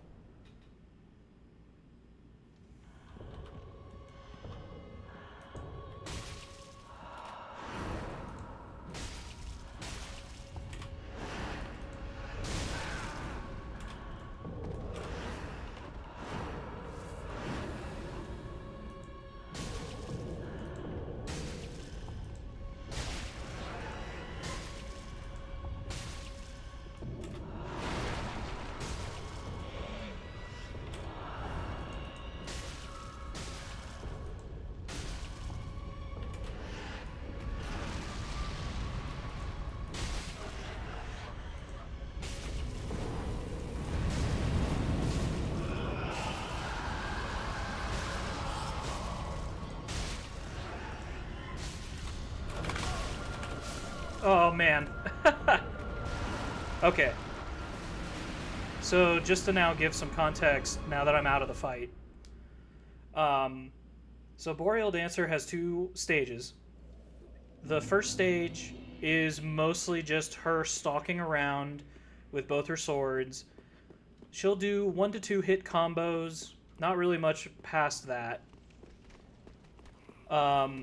Where things get interesting is during the second phase, where she will basically start doing much more elaborate combos, and at that point I need to keep distance away from her and adhere to a very strict 2-hit run rule.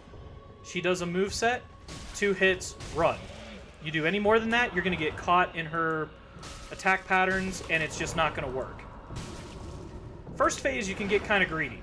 You can play aggressive. You don't have to monitor your stamina as much. That's kind of what I'm doing here.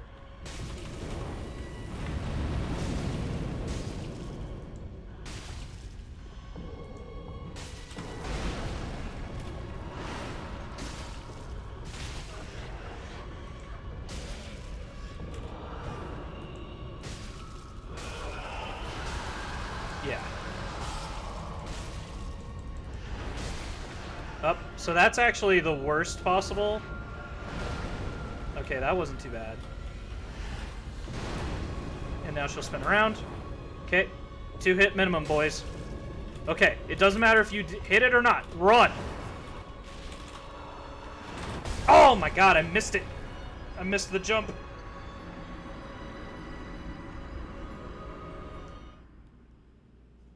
But yeah. No, this boss fight... So as soon as she pulls out the second sword, the issue becomes that instead of just having one sword that's fire-based, you know, whatever, you start running into the issue that with now 2 swords, she basically has a phase delay between the 2 swords that are attacking. She'll always layer it so that one sword goes first high and the second one might go low, for example.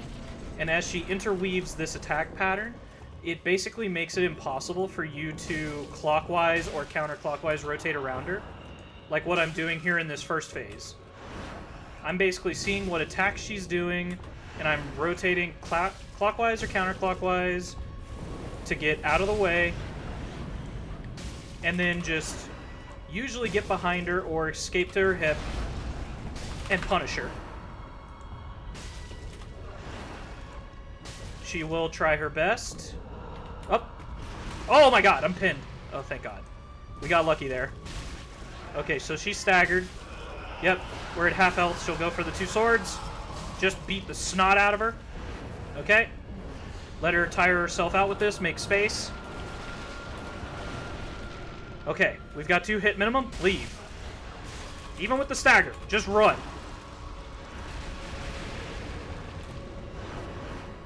Okay, it's not bad. It's usually... Yep. Okay. That would have been a good one to step in, but I didn't have enough. Up.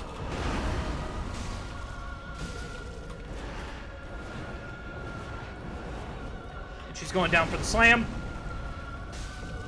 2 hit minimum. 2 hit minimum. Run! Okay. Okay. We missed our shot. Back up. I could have hit her. I didn't. Oh! That's going to be a false initiator. Okay, cool. Now she's going into her full combo. Yep. Oh! Oh, no! Ah!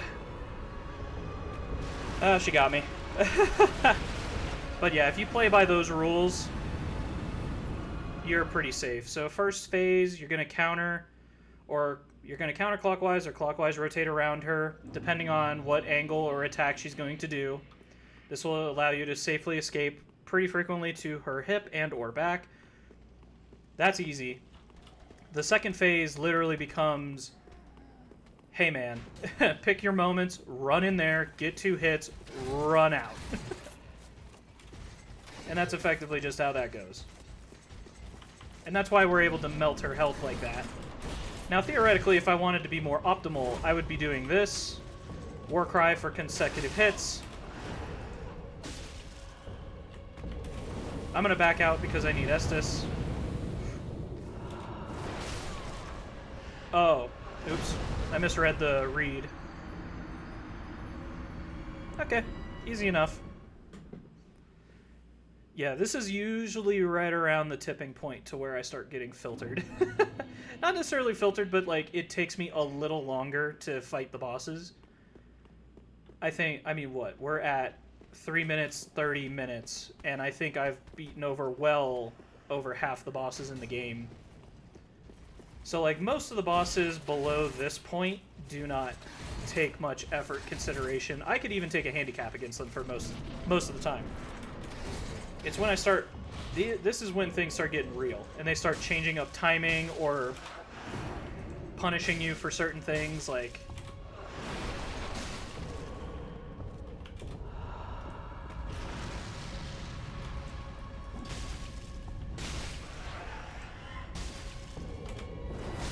Oh my goodness. Okay. So the mistake there was rolling into her versus slightly to the angle off to the side. I just got caught at a bad angle. And this is what's funny too. You'll have a couple of rounds where you're like, oh my god, I'm killing this. Like, I am beating the snot out of this boss. And then you'll have like 1 or 2 rounds where you're like, you walk in, get hit once, and you're dead. And you're like, really? And also, just as an FYI, I typically don't block or parry. That's just not my fighting style. I keep it around for the occasional times it's helpful, but I try to be as fluid as possible.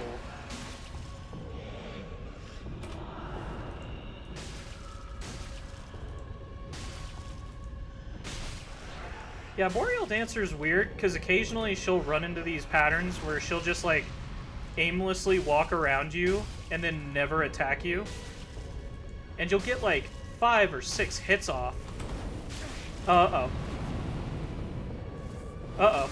Ah, I saw it coming, too.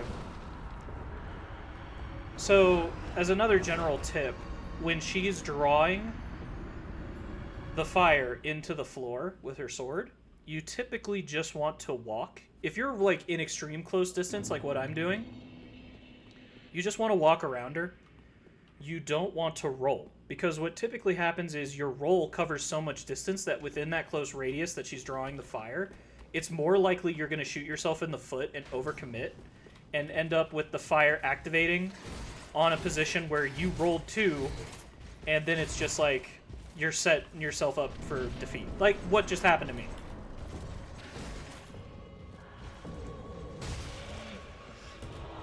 We're going to dodge through the grab. Go for the punish.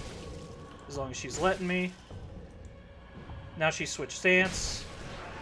Slightly.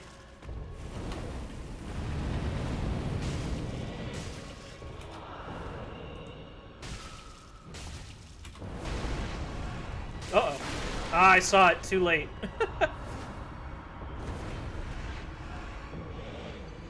But like I said, the main thing with this first phase is just timing it and making sure you identify the attack pretty quickly. She does have a couple moves where she'll go into like a fluid, like horizontal slash and then a downward slash. I think like her longest combo is something like maybe 3 attacks. It's usually not that long. But yeah.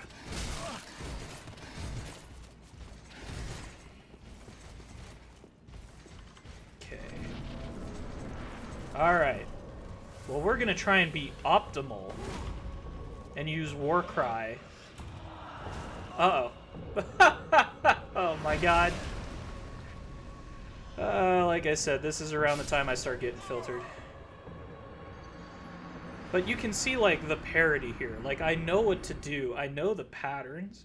So, like, some of my runs, I'll get her down to, like, 10 or lower percent. 10% health or lower. And then other runs, I'll just walk in there and get curb stomped, like, immediately. Oh, my goodness. I remember... So I used to stream, like, years ago. And one of my streams, I was doing the same thing kind of here, but I wasn't as optimized or educated about how much I could reinforce my weapons before getting to this point. And I swear, I spent like 10 hours straight fighting this one boss, and I still didn't win. And it was just like, oh my god. But through that practice, I burned so much of her timing into my head. That's why occasionally I'm pulling off some of these, like, dodges where it's like, how in the world?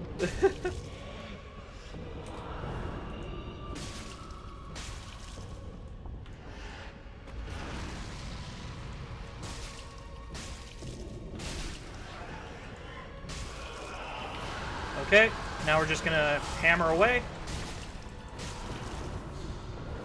Up. Okay, okay, give her space. Okay. This is great, actually. We're gonna get... Oh, no! Oh, no!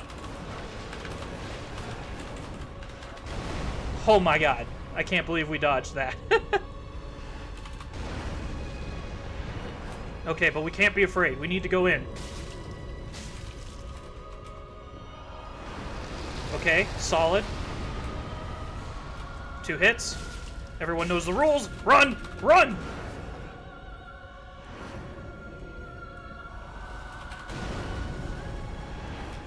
These are pretty ideal because you know, like... Uh-oh. Wow, she switched up her combo count on me. Okay.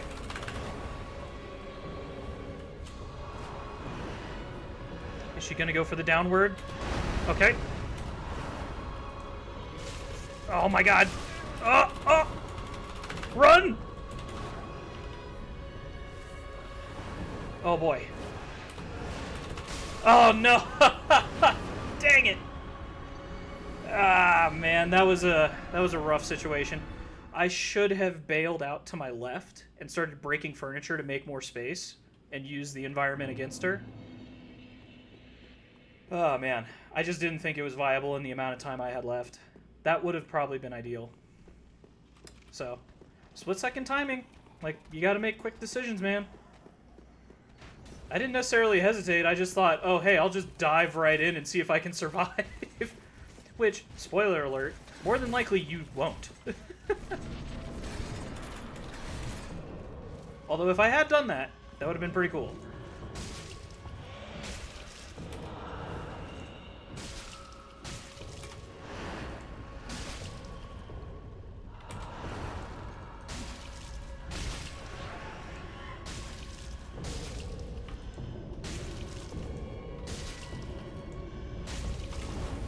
Oh my god. Yeah, like I was saying, overcommitting when she's drawing with the fire, not a good idea. Now she's gonna go down, explode the fire, we're gonna hit. Oh, this is pretty easy. Some free points. Okay, get some free hits in while you can.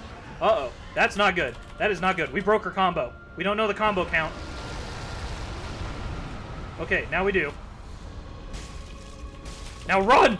Run for your life, man! Ah, dang it. Oh, man. Yeah, it's just retreating. It's a tough fight. Like, it's also tough because there's only certain combos that she does that have a high likelihood of being the end of her combo. Okay, so what am I talking about? When she's in her second phase, you'll notice me say, okay, get 2 hits and run. Okay, what am I using to determine... Oh my god! Cannot... Why don't I just let the spear guy hit me too? Why not? Anyway. So in her second phase...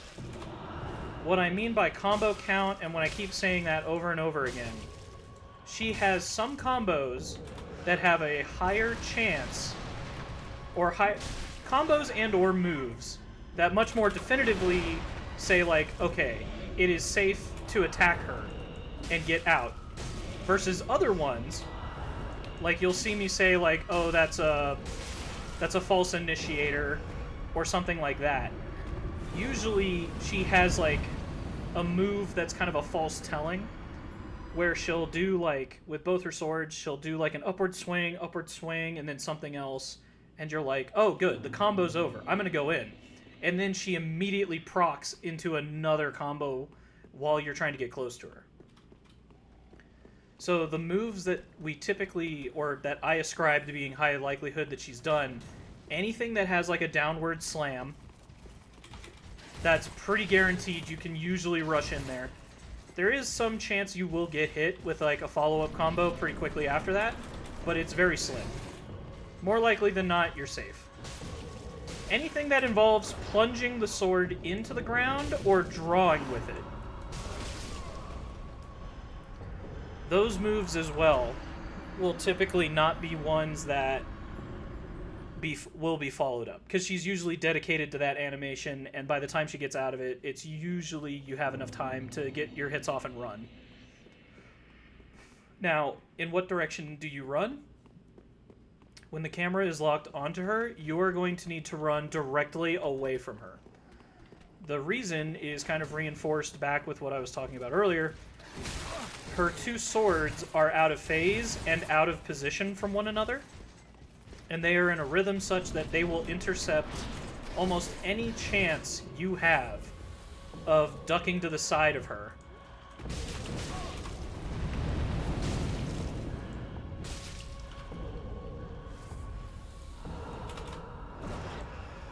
And yeah, she has some weird timing with, like, some of these moves.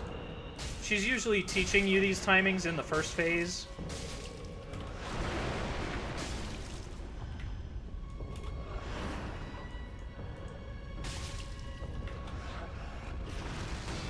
Oh, man. I was, like, a fraction too close for that. Okay.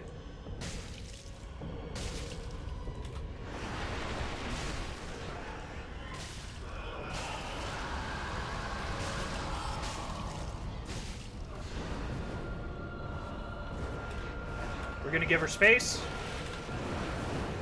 Okay. 2 hits. Everyone knows the rules, then run. See, this is a pretty elaborate and dedicated combo.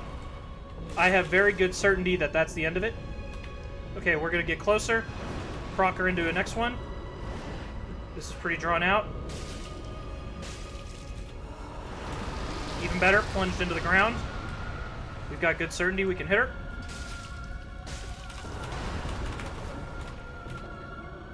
But see, that's all the time you got, player, and you need to get out of there.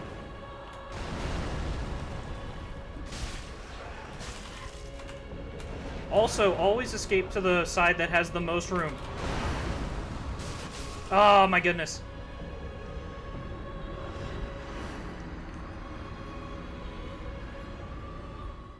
Yeah, so what do I mean by that? Basically, she will, after she begins initiating her combo, I explained that you need to radially run away.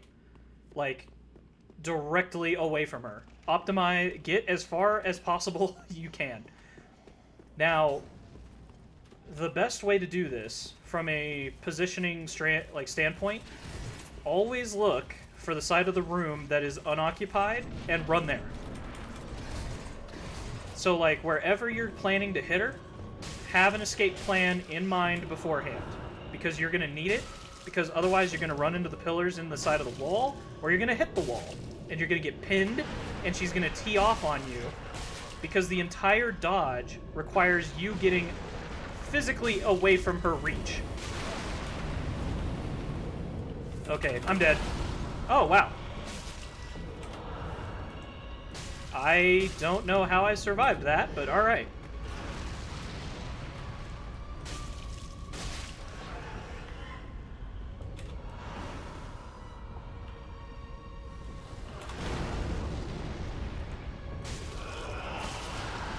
Okay, now we go. Start chopping that wood.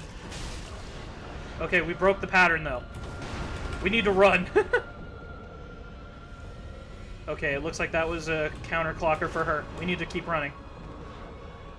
If we're at this distance, it'll either make her go into the swirling. Yep. Not terrible as long as we have the room. Okay. Now, notice, I'm going to use the escape plan back here. She's going to spin. Going to take advantage. We missed our second shot. Run. Oh, my goodness. Well, we ran out of stamina.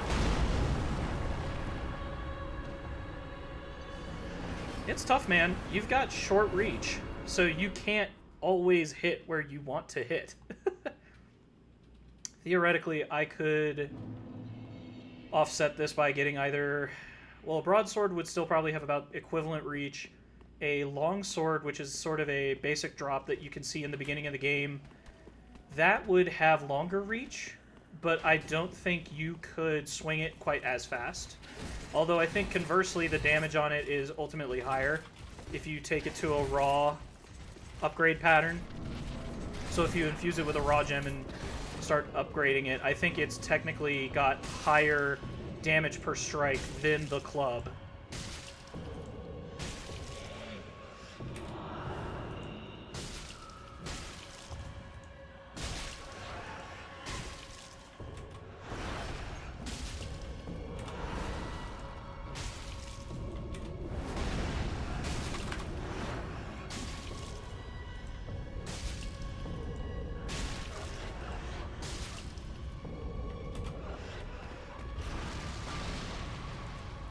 And by the way, you will have to occasionally deal with the fact that you're going to have to deal with bad camera angles.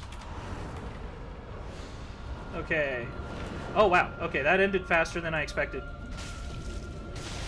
Okay, we staggered her, so we're a little safe.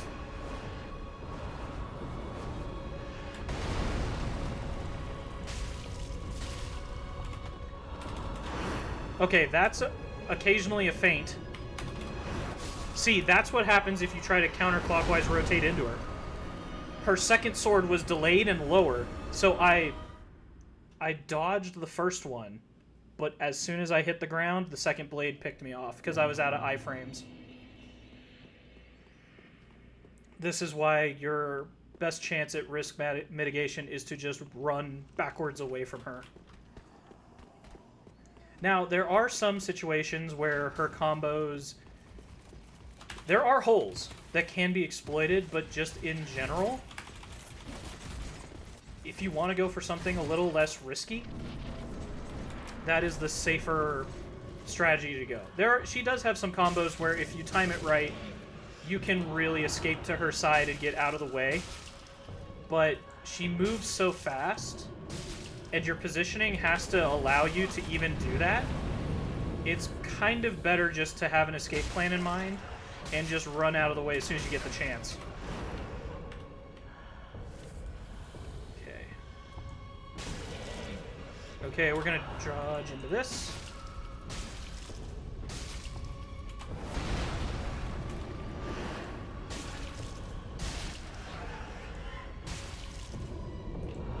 Oh no, I got greedy. Okay, there we go.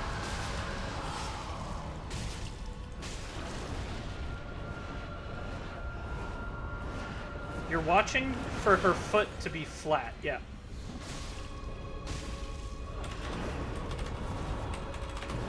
Okay, that's one of the few combos you can escape. Oh, but not that! Oh my god. No! Oh my god. Okay. Oh my god. Give me a break, man! Okay, that was probably the worst string of luck of combos I could have gotten. Oh no, that was not great.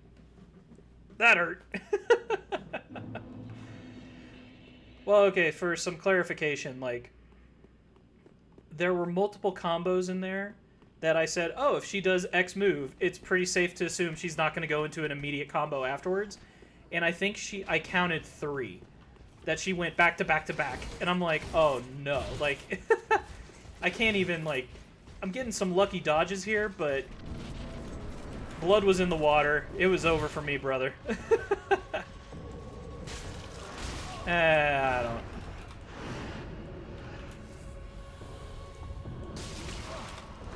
Go on, hit me. I paid for the whole Estus Flask. I'm gonna use the whole Estus Flask. Gonna stagger you, drink in your face.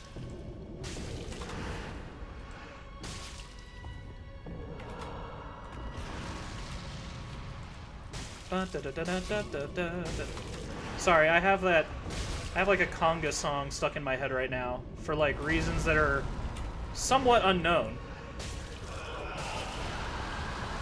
Let's go. Let's go!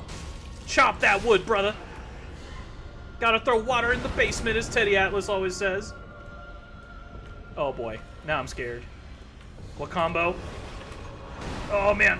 Holy crap, I got lucky on that one. Okay, run. Okay, she's gonna go for the downward. Cool.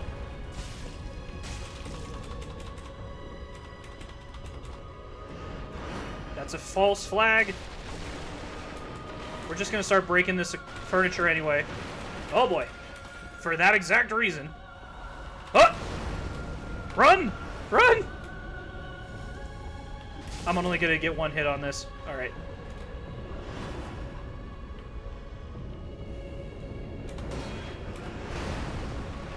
Oh my god.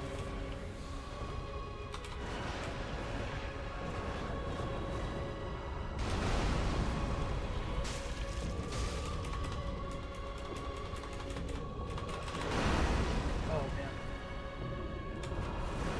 Okay, I could take advantage of that, and I should have.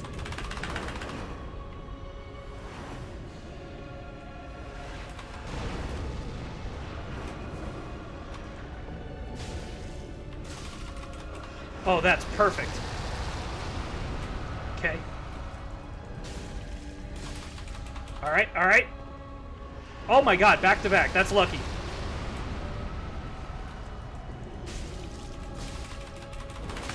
Oh my god, that's not lucky!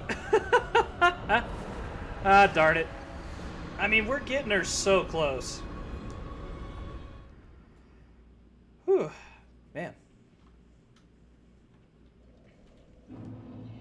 Yeah, this is just where, like, this sort of turns into, like, a game of inches with this one. And I practiced on this boss, too, mind you. Like, I didn't walk into this debut stream being like, oh, haha, like, I'll just go in cold. I was like, no, I'm gonna have some I'm gonna be professional about this, and I'm gonna actually play for a couple hours just to get warmed up. And dude, even though I know the strats, like, you just gotta get lucky sometimes with this boss, man. I don't like attributing luck to much, but here's the thing. It is fully your responsibility how much luck plays into this boss fight. You can have it play a little bit of luck, or you can have it play a lot of luck, depending on what kind of risk mitigation you want to go with. So do you want to play it safe? You know, there are ways to kind of contain the AI of this boss such that it's not going to be overtly risky to you. And that's largely what I'm doing, okay? Like, I'm rotating around, but I'm trying to conserve stamina. I've got a pretty consistent damage output in the first phase. Second phase, I could stand to be more aggressive, but the risk gets way higher. And sure, I could occasionally pull off some miracle dodges and get out of there unscathed, but just in general, like, playing an SL1 depraved, like, it's usually not in the cards. Or at the very least, I don't think it's going to be very conducive for me to rely on that.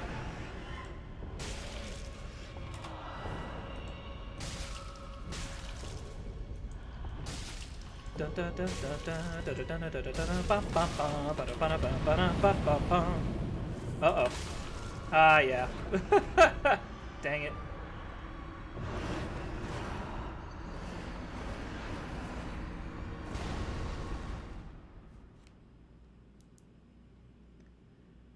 We might give it another try or two. I think 4 hours total isn't going to be a bad debut. And we got a lot of the bosses done. And what's going to be nice about this is once we beat Boreal Dancer, like the Dancer of the Boreal Valley, and I get the ashes from Archdragon Peak, well, okay, ... asterisk. Once I beat Dancer of Boreal Valley and Osarios the Consumed King and get to Archdragon Peak, oh dude, it's lights out. I did a practice round where I went with this exact strategy.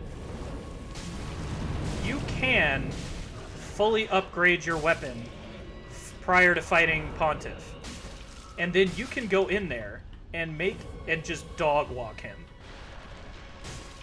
I think I had it at one point such that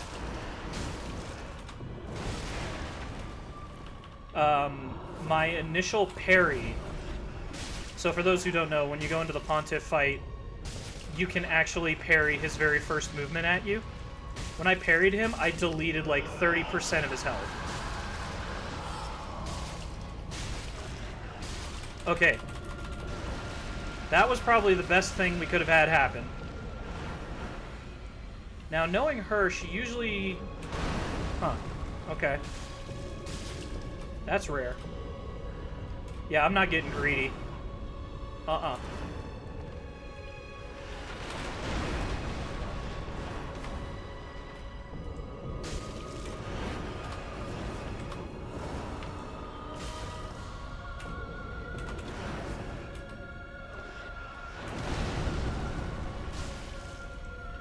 Oh no, this is bad. This is really bad. Oh boy. I have no idea what just happened. Oh no! Oh no, dang it. Alright, alright. Well, there's hope. Alright. Okay. I guess I'm probably going to call it here, but I'll do a quick recap. So we started the game, Soul Level 1, Depraved class. We stuck with the default weapon which we got, which was the club, upgraded it all the way up to +6. We chose a very predefined path to optimize the amount of Titanite shards that would be available to us. Let me think. We went through Gundyr. We went through Vordt. We then went through the Watchers of the Abyss. We went through Crystal Sage, Deacons of the Deep. We also went through Wolnir. We went through Yhorm. All right, 7 bosses, 4 hours, not too bad. We roughly have 6 to go, so we're a little halfway over. 4 hours, not too bad. Yeah, and I've got my plan laid out. We're going to go through Boreal Dancer. We're going to kill the Osirius, the Consumed King. Going to go take out Dragon Slayer armor. Then it's up to Lothric and Lorien, and finally the Soul of Cinders, and that will complete the SL1 run. Alright, thanks for watching, guys.